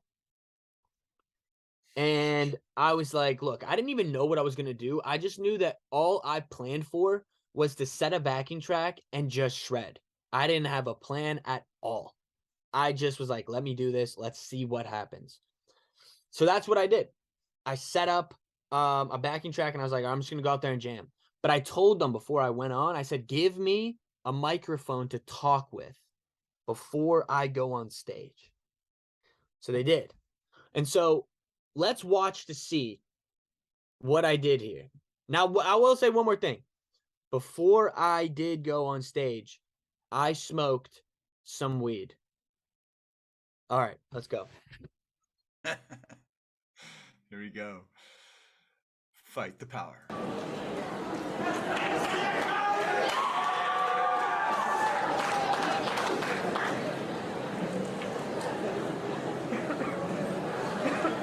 Got his wig on.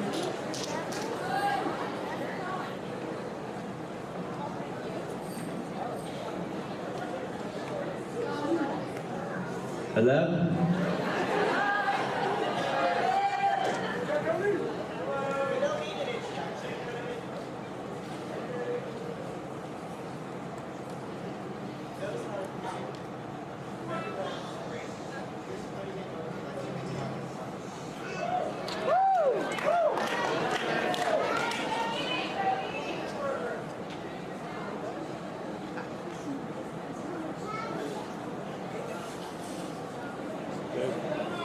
Hello?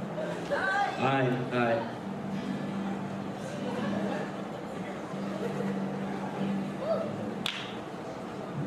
Okay. What's up, guys? I was, didn't know what I was gonna play until I had a 3-day, unexpected, days off of school. So, I just want to thank my teachers and my principal.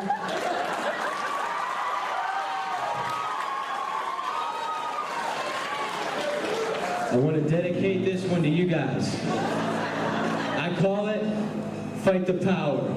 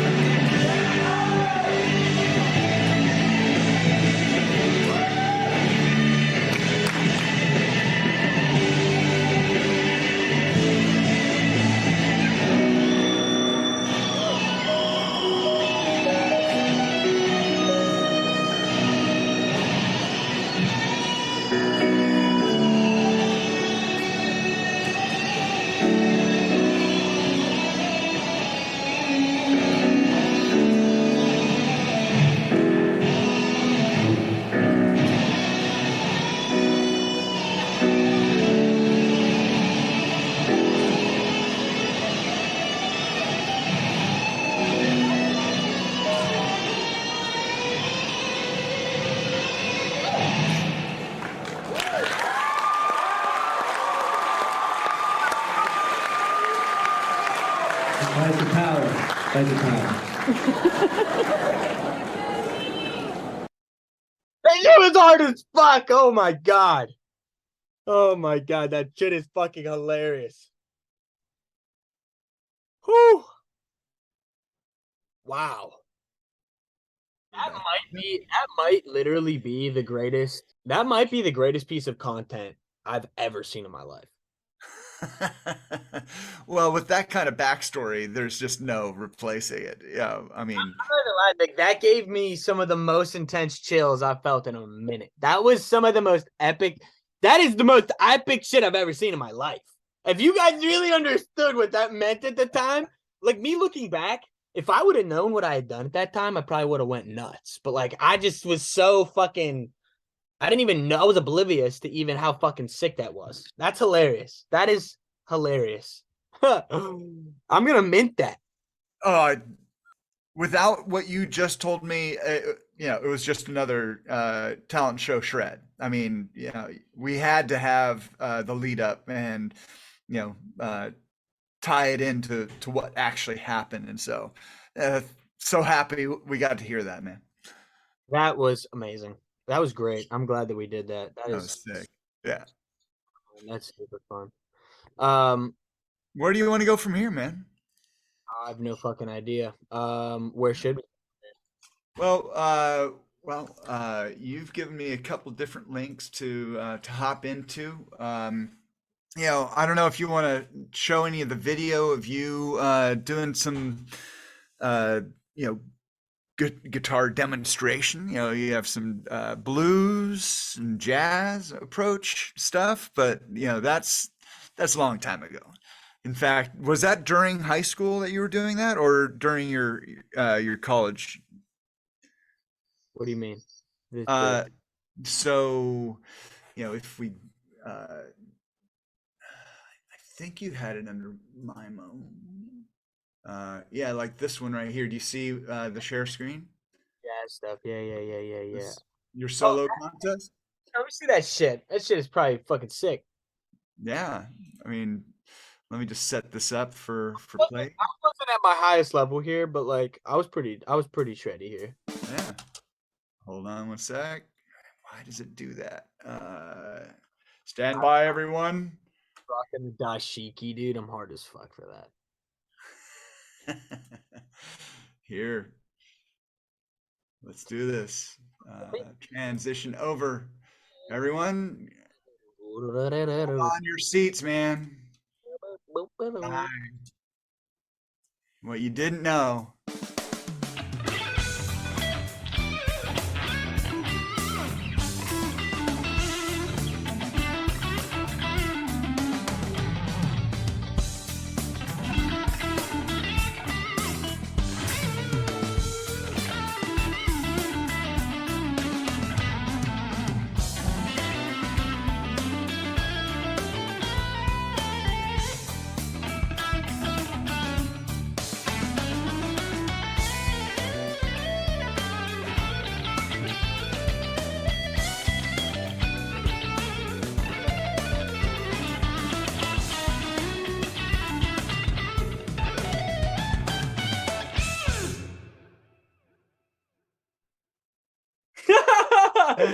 My face at the end is hilarious. Oh, that's great. That's good stuff, man. That's good fucking stuff. Should I start making fucking guitar videos? You're muted, dog. You're fucking muted, bro. Why do I keep doing that? Because I didn't want to make noise in the background. But yeah, you've got a number of videos right here, man. It's like your bluesy guitar improv. Smack this one down. This is when I was like 12, bro. No shit. When I was super young, dude. I was wondering.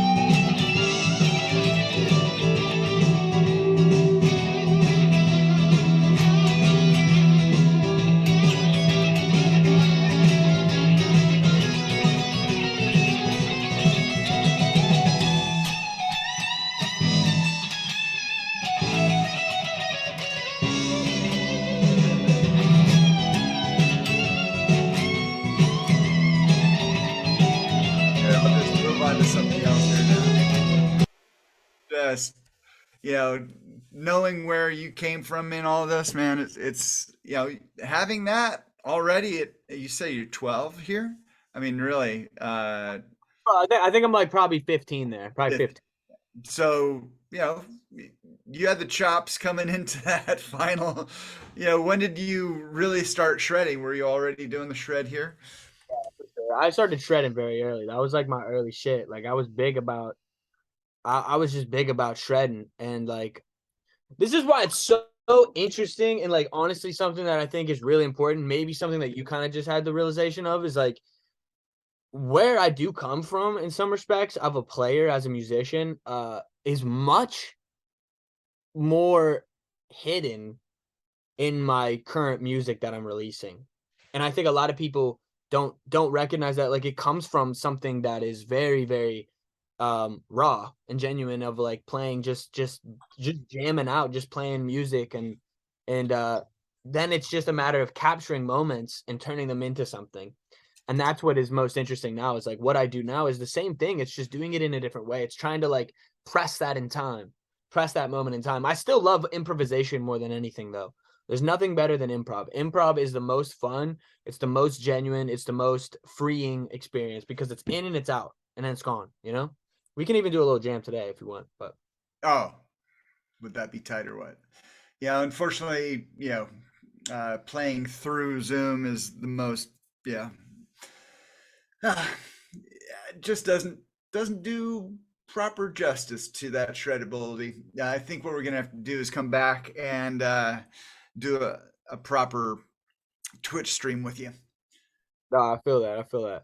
Yeah, because as much as I want to, yeah, what the fuck? I shouldn't limit it, but so here we've got a couple things. You know, you're looking at the screen, right?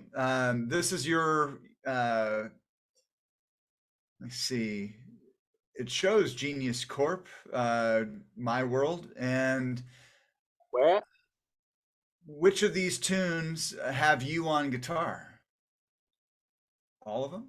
Wait, hold on. Back up, back. None of those are mine. None of those are mine. Oh, weird. I don't know. I Oh, did. oh, you've pulled yours down then.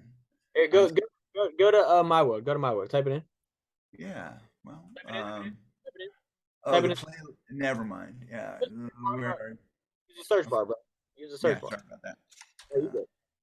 MAi World. There. Okay. Because that was just a playlist. Never mind. No, click the name. Click the name, bro. Yeah, I got it. So here we go. Click that name. Click the name. Click the name. Because Yeah. there's more than just MAi World. Got it. Okay. There you go. There you go. Now you're on my page. Now you're on my page. Yo. But yeah, all my release songs that I've minted are on this page, except for one playlist. It's called the I Am songs, and those are really different. Like, and I'm very excited to mint those this year. That's what I plan to do this year. Those songs are only on Audius and Emanate. But yeah, these are the only places I put my songs for streaming, unless they're on like some aggregate playlist. Right. Yeah. So yeah, you can find One World One here. You can find a couple other things here. But yeah. So that's that. Is there an early tune here that would be something you'd like to point out as a, yeah? I mean, I don't know. I don't know what to play. I think like there's a lot of interesting songs here. It just depends on what you want to hear. Like what should I play? Early? Yeah, something out of the first 50, perhaps, that you posted. All right, well here, because you said that, the first song, the only song that remains from that 50 is the Father's Tune Demo 2. Do you see how it's labeled Father's Tune Demo 2? Yeah, right here. That song was one of those 50, and I left that one up only because people always would hit me about it. So Yeah. but like the finished song is all the way at the top. Okay, so that's the demo too. Okay. Ah, got it. Pinned. So, shall we? Let's get. And I'm gonna do this and this.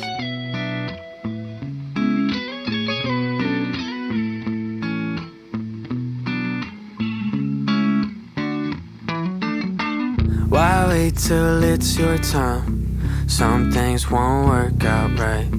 Son, it's not waiting for you. God willing, I hope you're right. Wanna see you live that life. Hope it don't take it from you. See, I've been trying to boss up. People trying to take what I make like it won't cost them. Everybody acting so fake, that's when I lost them. Always kept my hands on the strings, I never lost it. People always want me to sing, it's so exhausting. Guess I got a nice little ring, that's why you callin'. See us on a nice little beach right by the water. That's why I started. I'ma finish this shit, it's where my heart is. Why wait till it's your time? Some things won't work out right. Son, it's not waiting for you. God willing, I hope you're right. Wanna see you live that life. Hope it don't take it from you. As hard as it is, I still understand. It's hard to admit when you ain't the man.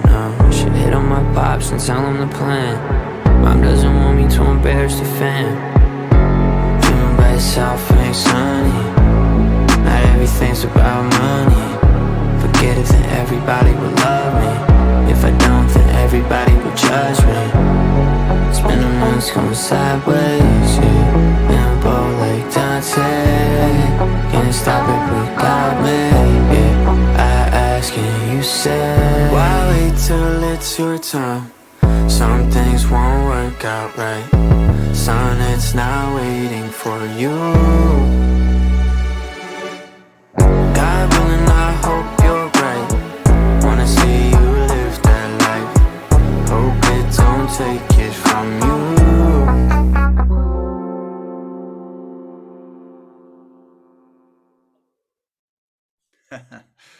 That song's hard.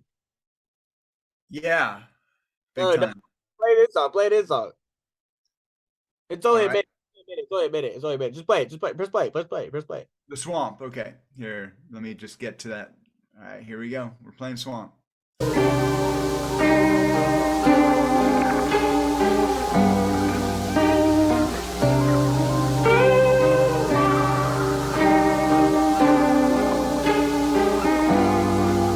sitting on hits, don't you get? Shooting from the hip, but it turned out legit. Pops doesn't call, but it is what it is. He was apart when I did what I did. Still got biz, he's still telling fibs. She don't know what is. Who's that talking shit?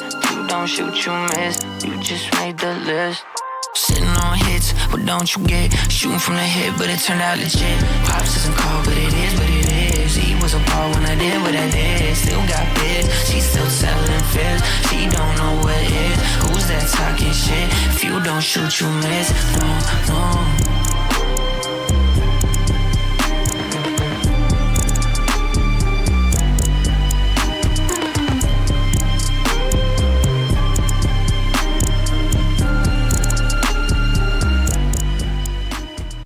Just keep going. Listen, that next song is hard though. But like, no, I mean, they're just all like, they're like hard ass songs now. They're like more recent. You can tell though the difference. Like, they're way different in production. They're way different in songwriting. It's just a lot different. You started here with the heavy, hard hitting bass, and some of the 808, or yeah. There's mad vocal production there. You know what I mean? Like, I'm auto tuning. I'm doing all that shit for sure. Like, I'm making it. I'm making it modern sounding. Like, I'm finessing everything. Like, I see that as a different art. Like, I think people overestimate that. Like, don't get me wrong. Like, I do think there's a threshold of like when you enter modern music and like you've left the realm of like Fish. You know what I mean? Like, you've left the realm of fucking jam band or like a rock band. Right, totally. I So mean, like, once you're there, you might as well take it seriously. You might as well make it sound like that. And so that's kind of the route I've went. And it was a decisive thing at some point where I was like, all right, this is what I'm gonna do. I'm gonna make music. I'm gonna make quote unquote modern music because I can. And like, that's that. That's really why I did it. I just like I could, and so I did. But that song slaps, damn. yeah, absolutely. And context, you were already, telling your story right there, man. For sure, 100%. Yeah, and And so and like, it's a really good, interesting play going from Father's Tune to Swamp. yeah, Father's Tune to Swamp. Yeah, for sure. It's an interesting storyline. But yeah, and that's all in the game. It's all interesting things about it. Yeah, and so talking about production quality, what was your equipment like? Well, actually, more important in my experience is what DAW you use or used like in college and now. What's your primary digital audio workstation? Well, I definitely do things. I do things, and probably most producers would hear me say this and be like, "You make your life too difficult," and they're probably right. But I produce all my music in Machine, and then I take what I produce and I put it into Pro Tools, and that's when I'll do vocals, arranging, and all that stuff. You know what I'm saying? Yep. And I think uh yeah. Sorry, I just got a message from Connie. He wants me to change something on this one song. I love that.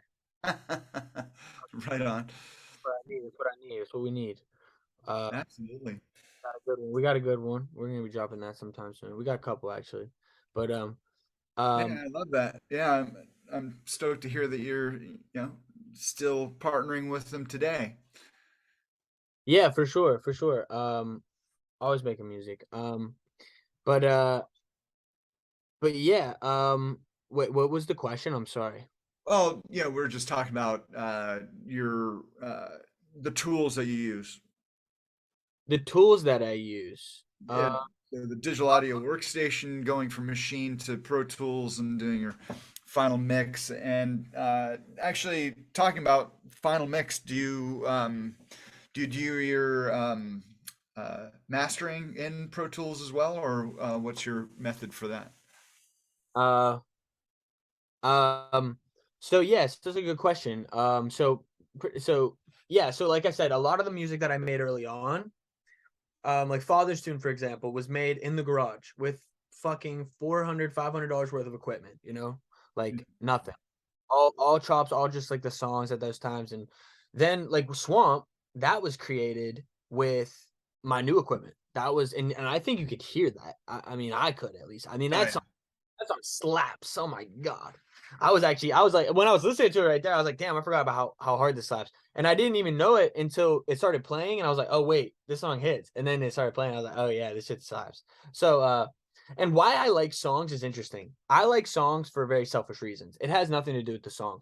That's why people like Father's Tune more than every other song. And I'm just like, okay, because it's like it's boring to me in some respect, but I see it as not as fun to when I do fucking shit like um Swamp, where I have a lot more fun with the production. There's a lot more composition going in there. There's a lot more vocal production. It's slapping harder. Like the 808s are going crazy. Like stuff like that's more fun, but and can sound cooler, and I think it does. But like it's just different tastes, and so I span all kinds of different genres, and I think that's what I'm about to show in the next 6 to 12 months of releasing music consistently. Is that you know most songs don't sound um the same as one another, and I think that's some of them do. I do have styles. I have sounds for sure, but like I think for example, the song that's out right now is not like the next two songs, like whatsoever. Like the next two songs are very different, and those two songs I'm really excited to release. Those will be in the next couple weeks. I don't know when I'll release it, but I have two more songs, one of which will be coming out probably in the next 2 weeks, 3 weeks, maybe 4 weeks max. I just want to be I want to give the holidays a break. I wanted to release one before the holidays. Um but I also didn't want to do anything. These are the World 1 editions. These are the ones that come with the video game. So these ones are probably out of everybody's price range. I mean, but then at the same time, these are like the most scarce editions that you're gonna find. Um, Yeah. and listen, if someone wanted one for point one, I would list you on for point one because realistically, I listed them at 0.115 because I did the sound drop and I was like, well, I don't want other people getting the world editions unless they're paying more, because I want those people who collected early to be rewarded with the discount, because like I said, I see the sound drops as the opportunity for the collectors, whereas my projects where I'll do the world things and continue the shape expansions is going to be through probably my own contracts and my own type of drop, and I'll do something custom. But these are the additions, by the way. The gold ones are on catalog, but yeah, these are the additions. Yeah, and so if we look at an example here, you've gone in and set up properties in here. Of course, artist, edition size, producer, shape. You're talking about the specific art per. It's the same shape per song, right? So the reason why I do it by shape is because over time, each shape will have multiple songs being represented by it. In fact, something I haven't mentioned is that even with the garage tapes, I'm doing the shapes, but people don't know that. And I plan to reveal this later. So the way it works with the shapes, why the shape thing is significant to me and what I've created is that the shapes will put you in that team, so to speak. When you collect a shape, you're in that shapes team. And what that means is you can receive derivatives of that shape for free. So for example, I'm a big fan of the idea of remixing. And so if someone takes my song and remixes it, which I have an entire World One remix project that's going to come out after the garage tapes. It'll be very interesting, actually. And whenever I do that, it'll be the people who collected, say you collected this shape, right? The tetrahedron. There's a remix by another group of producers who made a remix to this song, and those people will receive that edition for free. And I do plan on doing those remixes via. So once again, you're going to be getting a free NFT via sound that's going to be able to allow you to either flip if you want. Like, I mean, it's not necessarily about making money here. I'm just simply saying, like, the reason why I do this is because it's beneficial to the collector. It's not even necessarily beneficial to it's beneficial to everything's beneficial if people fuck with it. Like, I just want to make something that people are ultimately understand. I want to do what I want, but I want people to understand it too. And I think that's where I get a little too complex at times, but it is basically that simple though. The shapes just simply represent multiple songs. So for example, Glorified, the first song I dropped on Garage Tapes, that song is the red shape. So the red shape, now the people who collect Glorified will now receive derivatives of Con Man, which is the red shape song on World One. So it's a very interesting dynamic of how this will work. But yeah, and I have plans of creating characters. This is the thing that I really want to do. It's kind of like my PFP idea within my world. So it's like, if you collect a shape, you've automatically created yourself a character, and that character will be upgraded and updated via the shapes that you collect in your own metadata. So your NFT will be given to you for free essentially, but this character will be upgraded and will be given utility based on what it holds. So it's a very interesting thing. Yeah, I do hold some other side deeds. Yep. That's right. But yeah, so this is the original.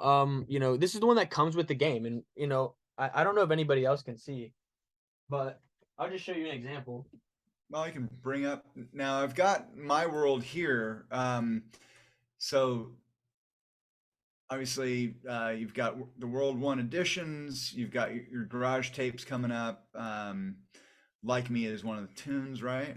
Prologue. Okay, so these are part of the. Yeah, that's World ones. And yeah. then a whole bunch of things that we can cover. But yeah. You could go to World One though, and it would show you. But like, look, I know you can see this, but this is like a gold version, right? Oh yeah. The literal Game Boy game, and you can plug this into your Game Boy, and it'll play the game. Actually, they cannot though, because the limitations of Zoom. Once I start showing screen to Zoom, like I'm doing, so you can hear it, we can't have video side by side. I don't know why. OBS. No, for sure. I wasn't saying that. I was saying like, yeah. I would say you could play the game on a real Game Boy. Totally, that's awesome. Yeah. So. How did you get to that? the programming of it. You used you worked with a developer, or how much of it did you do on your own? Yeah, so yeah, I love it. I love it. So basically, yeah, so I once I came up with the idea of MAi World, which was in early October of 2020, and I went all in. And this is when I did the 50 songs. I literally came up with MAi World like on a whim. Like it was very, very quick. And I did it because my last name is Mimone. And I just took the first three letters, and I also like realized that backwards was I am, and I wanted to keep the I small. And I liked the idea of MAi World, and I was really, really focused on the time as like, oh, this is my music, this is my shit, my blah blah blah blah. And I was like, it was very selfish, but like I saw that as the opposite of I am. I saw that as the ego, so to speak, the identity of the person, an entity in a sense that is being self-created. And so it's not I am. I am is not my is like my is a reflection of the I am, and it's like, and it's kind of like all tying into the game itself, and how how MAi World is just a reflection, and that's why these shapes that are guarded by these quote unquote demons in the game are big in fucking uh Yeah, are big in like the storyline of the game. And it's just, yeah, and that's why the missions in the game are like very based on like real life events, and from the music. But yeah, whatever. Um, but yeah. I just wanted to show your Twitter page for the fact that you spelt it out, my world backwards to specifically call out I am well, to that's some degree, or was that for other reasons?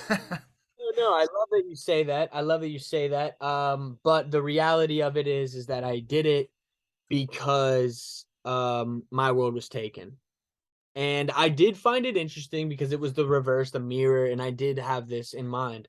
But yes, it is a little Easter egg. I mean, look at the fucking background photo. It's a mirror. Yeah. It's a, I mean, I got the, and look at those little dots, and then look at the garage tapes. Just Right. look at the garage tapes real quick. Look at one of them. Look on the right. Click one, Oh, here. Okay. and look at that thing on the top right, top left. Oh, I see. Yep. The jewels per. A little Easter egg, a little Easter egg. And look at Glorify. It's a different color.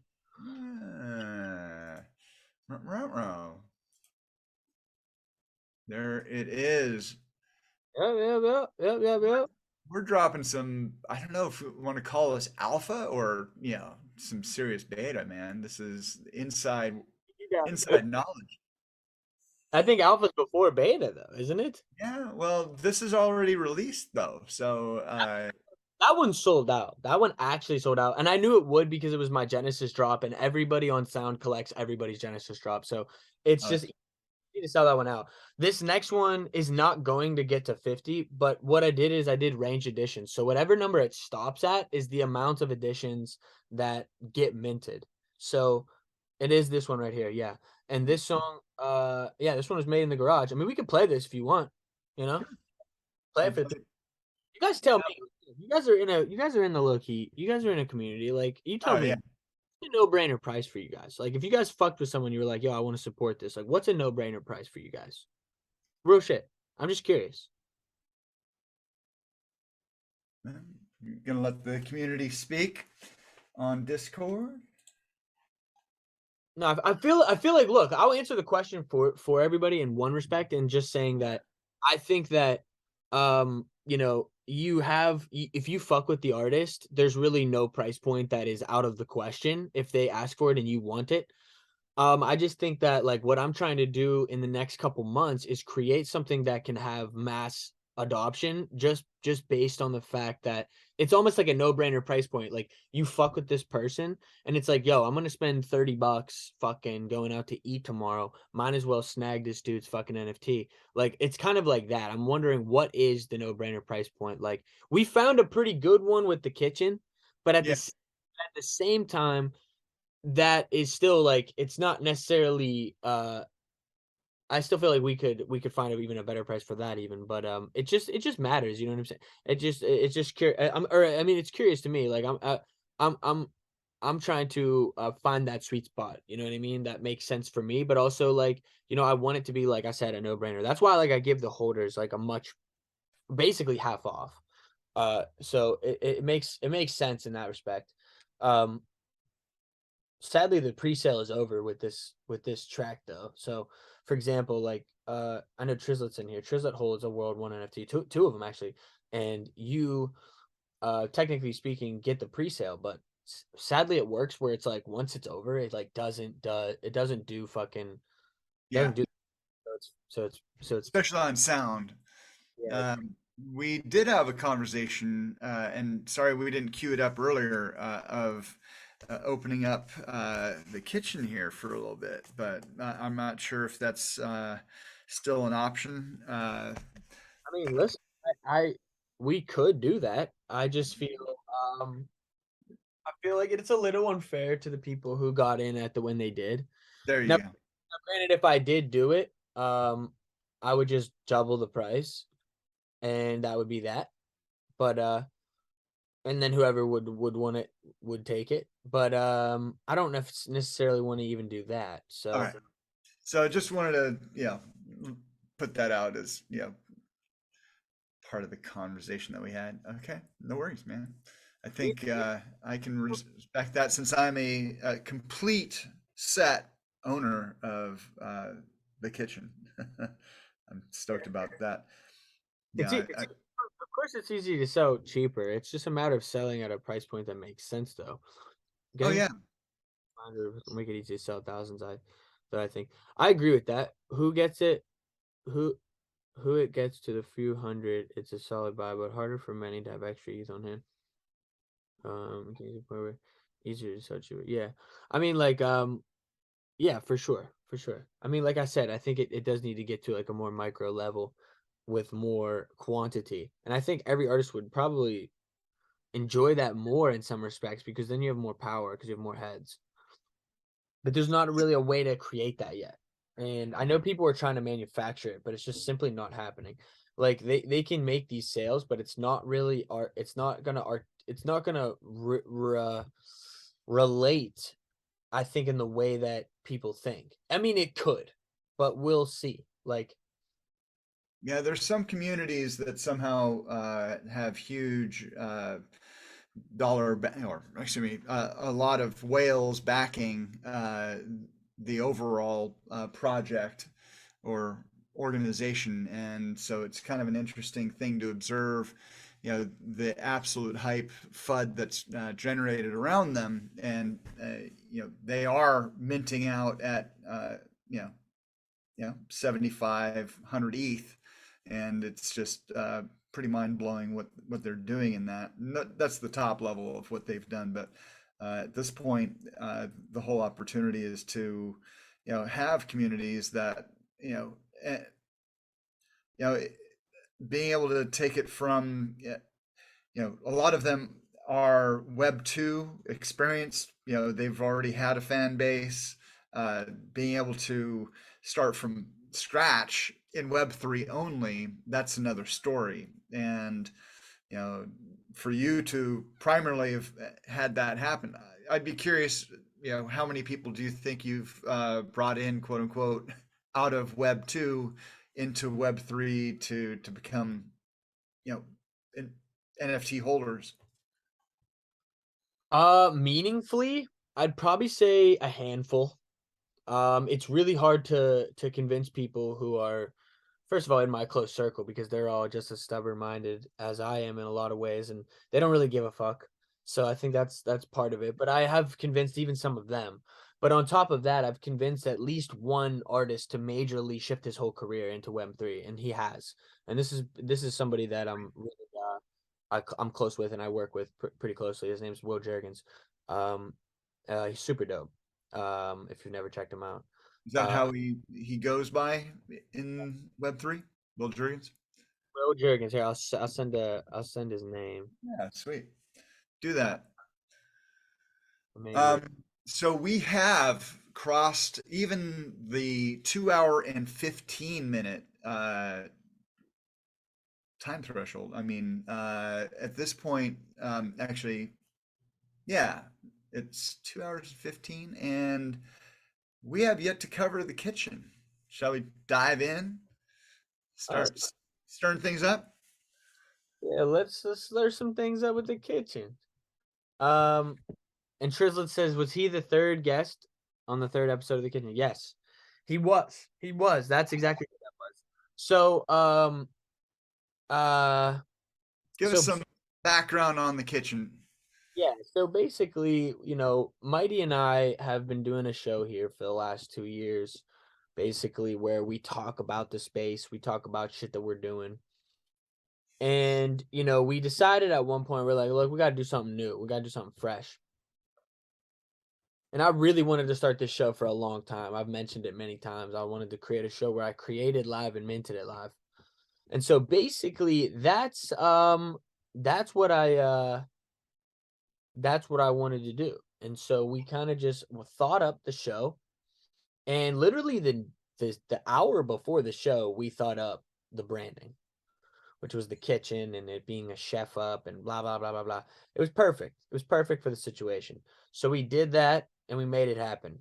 And Absolutely. it was a fun first season. I mean, basically though, the show is us showing the process, We just wanted to create live and mint it live. We just wanted to show people, hey, this is what real creators can do. You sit down, you make something. Like, I think the thing that I learned over the 4 or 5 years I produced before I really am at this, how I got to where I am was because I still have a lot to grow on and learn on and expand with my own ability in a lot of ways. People inspire me all the time, and I listen to them. I'm like, yo, you're fire. So like, and there's things that are coming out nowadays where I listen to it and I'm actually like, all right, this is interesting. There's parts of it that I'm really interested by, and I want to, level up to, which is a lot easier now too in some respects because I understand what I'm doing. But fuck was I talking about? The kitchen. Come on, and the inspiration, and then yeah. Yeah, so the ability to make something and not fucking stop is made through a process of just infinitely making a lot of music. And when you do that, you get to a point where you realize that there's always a moment. There's always a couple moments actually when you're in creation process mode that becomes like a decisive moment of, do I go forward here or do I not? And when you kind of surpass the ability to go past your ability of, I don't want to work on it, to working on it anyways, and getting somewhere that surprises you, you come to a different realization about the creation process, and it's about sticking with it instead of trying to always make it positive. Like there are moments throughout the kitchen where I'm frustrated as fuck. Like I don't like what I'm doing. Like I don't like what's going on, but I'm pushing through. And so I think it's kind of like a combination of showing that process and also creating a performance around that and allowing myself to let it be what it'll be. So How does working with a collaborator or partner help in that? yeah, well, working together is always better than working by yourself. There's no doubt about it. In this particular instance, it's really difficult, honestly, to create something together with another producer via Discord. It's impossible for me to hear what Mighty's doing at the time, and unless he sends something, there's really no way of me putting it into the situation. But Mighty, as he does many things, he does it very well, where he can work into the situation quite well every single time. And he's come through many times at the end and put incredible spins on the tracks, extended them a little more.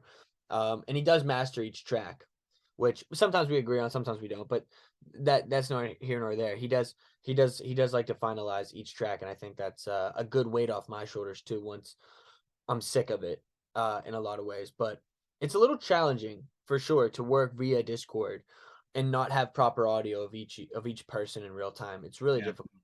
When I worked with Will, it was a really good collaborative experience because we're both in person. you know, he can play the piano right next to me and, you know, do this, do that. Hold on, I'm getting a call real quick. You get to hear my train this way. I love it. Yeah. That's crazy.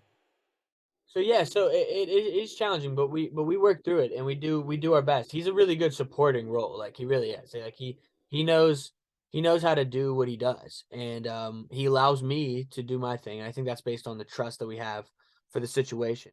I mean, I've always been impressed by how you know that final detail comes through, no question. And you know, there will be a time, an opportunity, and you know, I guess season two is kind of the conversation of the next level of being able to co-create with newer technology. So let's just do a quick one over on the season and kind of then drop a little alpha on next, and you know, let's wrap it up because we Yeah. can be here for hours, and I think it would be great to do something like this again, either in advance. Yeah, I think just to prime season two with Mighty on it this time. You know, I know he's taking a good, well-deserved break, and so. I like that idea. Yeah, jumping into, you know, French toast, you know, the first I mean, what a what a you know, a cool session because, you know, it was all about in a way it was a total community effort because, you know, every time you know, an idea was brought up, if we could actually go back in time and pull out, I bet they are in archive. Trizlet, you know, being able to pull up some of the chat for the live chat and Discord for it, and how we all kept on throwing in different ideas. And Oh, absolutely. No, I think that's super important. Don't get me wrong. I think like oh uh, yeah, I definitely you know, from Mighty to everybody in the chat. I mean, when I'm creating during the kitchen, part of it is getting influenced by the group, and part of it is like listening to what's going on and just taking it a certain direction because of how people are fucking with it. So um yeah. that's definitely true. Absolutely. Well, hell, let's just place through them. We've got a little bit of time to do that. Just and you know, that was the interesting thing. Ultimately, you know, they were pretty quick tunes. You know, 2 minutes or two and a half, Mhm. and you know, the gist of the song was absolutely tight. And you know, I guess the decision is to just not you know, just loop and just capture the moment with it. Is that Do kind of the thinking of not, you know, making it a 3 or 4 minute tune? Yeah, we just didn't want to overcomplicate it. I think it's just make it as simple as possible, but make each part as dense as possible, is I think what we tried to do. Yeah. All right. Here's French toast. Let's make sure we have. Oh, there we go.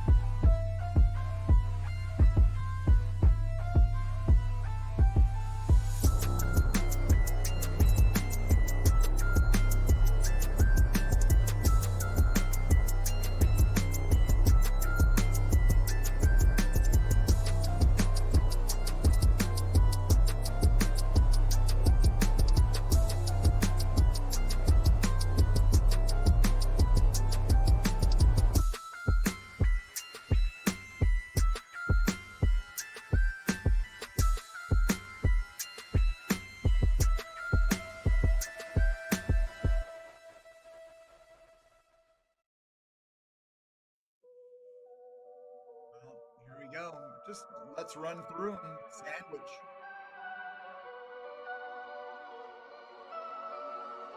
Let's see the graphic.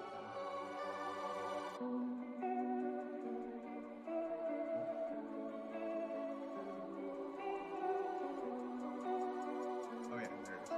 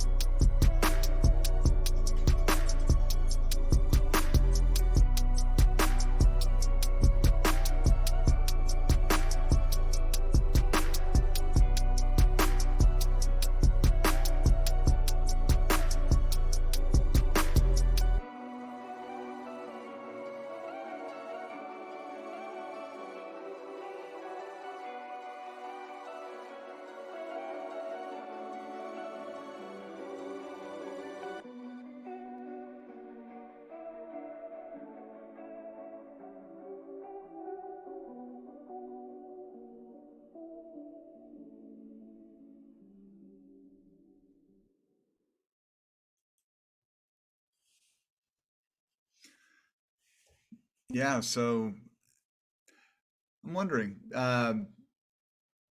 when you hear this again, you remember parts of the production of it?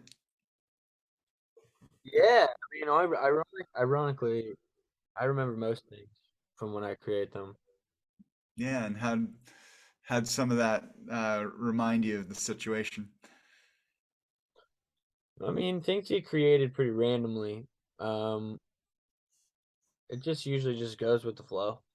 I do things in a certain process, I guess, sometimes, and especially whenever I'm in a forcible situation, I'll do things like that. You know, I always like to start with guitar. Sometimes I'll start with drums to get myself a groove, but Yeah, I like to start with guitar. But yeah, I hear you. Definitely, going into the drum changes midway. Towards the end, I hear a lot of changes done.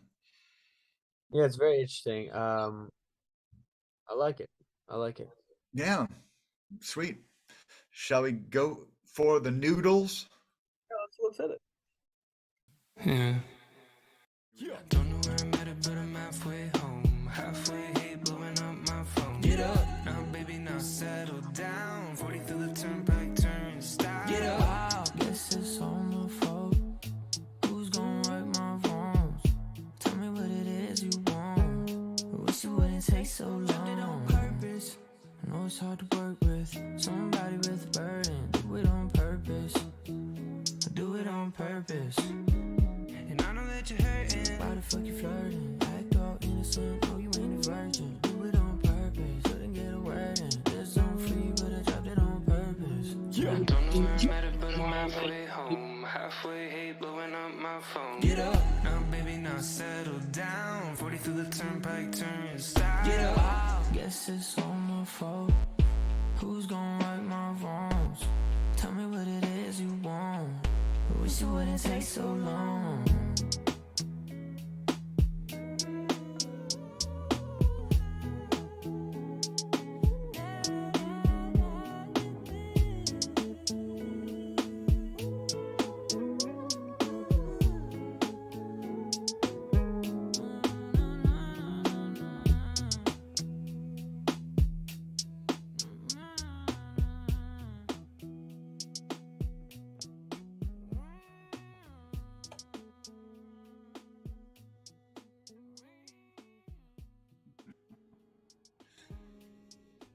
And the tune closes out with a train. That song's a bop, dude. This song's hard as fuck. Big time. Hey, thank you so much for. We should leave the rest for people to check out on their own, and talk about season 2. I like that. I like Yeah. that a lot. What's your mindset going into season 2? My Then talk about the technology. my mindset is to collaborate more, do a lot more collaborations, level up the stream as much as possible, do some cool shit, and then go from there. Really, I just want to create new shit and I want to collaborate, but it's gonna be hard to do that, I think, and that'll be the challenge. So that'll be the idea, is to try to do that. You know what I'm saying? Yeah, it is. And tell you what, we're just gonna hop back to the Zoom session right here. And yeah, I mean, with the whole project, I mean, how does how does it all fit in with the major releases that you're doing right now? You've got a ton of collabs, and one of the you were mentioning some artists in the space that you'd work with, supported. You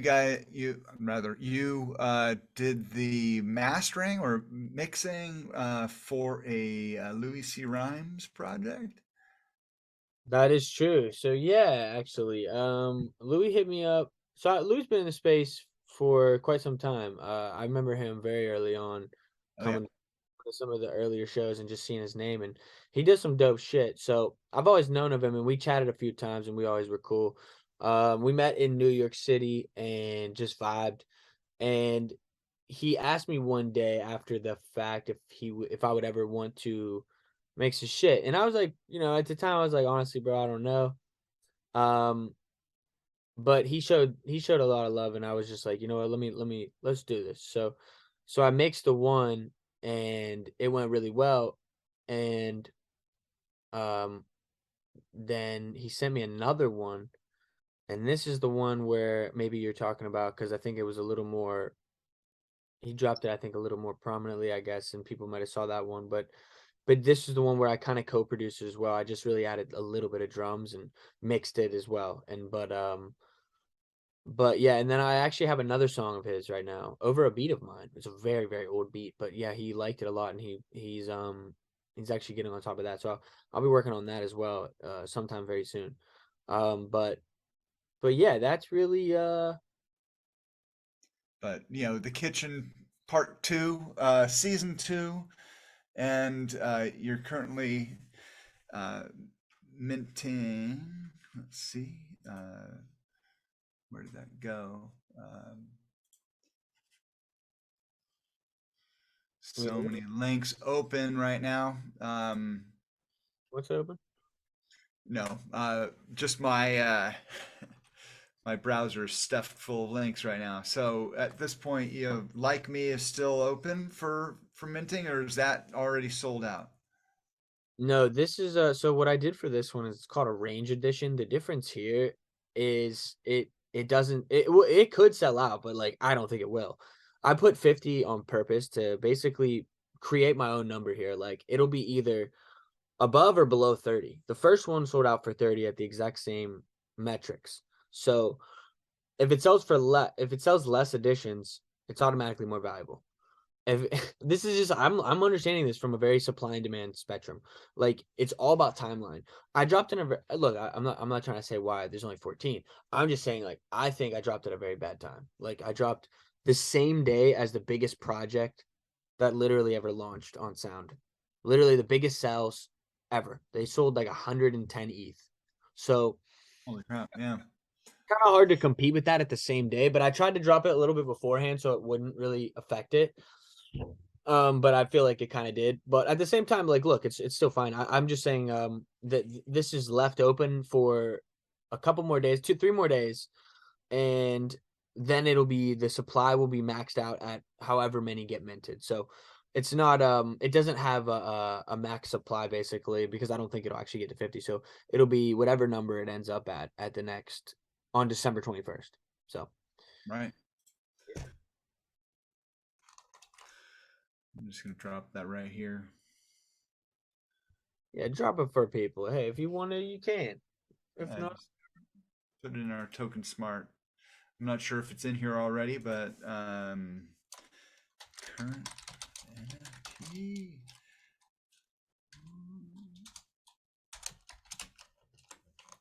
Bam. I'm surprised you actually could send that. Yeah, just linked it straight to sound. Oh yeah, fire. Yep.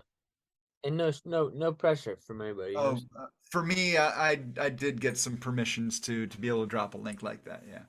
Oh, okay, dope. Yeah. Yeah. So at this point, we've been going for a good solid 2.5+ hours. So really, this has been, I mean, I've really enjoyed this. It's been really great to get to know where you came from. Oh yeah, man. It was a good chat. I enjoyed chatting, you know, obviously. So it's fun. Yeah, it's about, what the first time we talked on Discord, DM, what was it? It was almost 3 hours, so that was about the same amount of time. That's cool. It was a long chat, but you know, I mean, and I usually don't do shit on Sundays, so it's kind of I woke up at the perfect time. I watched the World Cup game. As sucky as that turnout was, oh my god. It was literally one of the most fun um games I ever watched. It was one of the more exciting games of the whole entire World Cup, so it was really worth it. That hyped me up to actually get in here and fucking do some dope shit and just chat with you and just vibe out. So I think that was good. Yesterday, I Right was, on. yesterday I was mega high for our call. Well, you kind of worked yourself into it. I knew That's- I knew I was gonna be able to pull through for you. I just was just like, all right, let's do it, man. Like I got you, I got you. I'm so glad we had this much time for this conversation. So, at this point, really just closing it out. Again, thank you, Mai, for being in town and in the music hall. So, Thank you for having me, bro. I really appreciate being here. yep. All right, we'll catch you soon. I guess in the new year, right? You guys are done for the Yeah. season, and so um, again, the offer is open to do another one in advance of season 2, or do you have a date that you're going to restart the kitchen zone? We think like probably mid January, maybe late January. We want to make sure we get everything set up. So Right on. we're we're about there. But yeah, I appreciate you having me on, bro. I appreciate chatting. Yeah, been awesome. Hey, and shout out to Trizlet. I just saw that you just snagged one of these editions, which is fire, bro. I appreciate that. You had the pre-sale access. I told you I didn't want to fucking blow up people's DMs, so I just like kind of like have to be low key about it. But uh but yeah, I appreciate that, bro. Um that's what's up. Trislet Uh and won't but be on. but yeah, I mean, like I said, I appreciate having the chat. I appreciate being here. It's always good to be able to chat with everybody about what's going on and what's coming next, so to speak. And Yo, I got a lot of stuff coming. I'm really excited. I'm really excited, that's for sure. I actually would like to do more. So like the kitchen, I want to expand and even do I want to create uh I want to create a guitar version of it where I just do guitar jams and just mint them every week. They're live jam sessions. I make the backing track live and then I just do a fucking jam over it and I mint that. And that shit would be fun as hell. And I haven't really decided on how I'm gonna do it yet, but that would be a lot of fun. you're threatening a jam. Unfortunately, we can't hear that well. You're just on your computer mic, right? So we'll do this again, man. This is awesome. No doubt, dude. I'm down whenever. We'll set up another one where I'll just do a jam. Right Uh, on. super down for pretty much everything. I'm down for everything. We just want to do some dope shit. And Well, hopefully some cool shit launches in 2023 that we can all utilize. I think that'll be big. yep. We'll think- work on that together because I'm looking at a number of different things. Let's talk about this live streaming platform that I've been checking out. So I'll do that on DM. So All right, dope. all right, Well, dope, guys. I appreciate, like I said, I appreciate the conversation and us just taking the time to chat here, man. It's been a good time. very cool. All right, then we're wrapping it up. NFT Music Hall out. All right.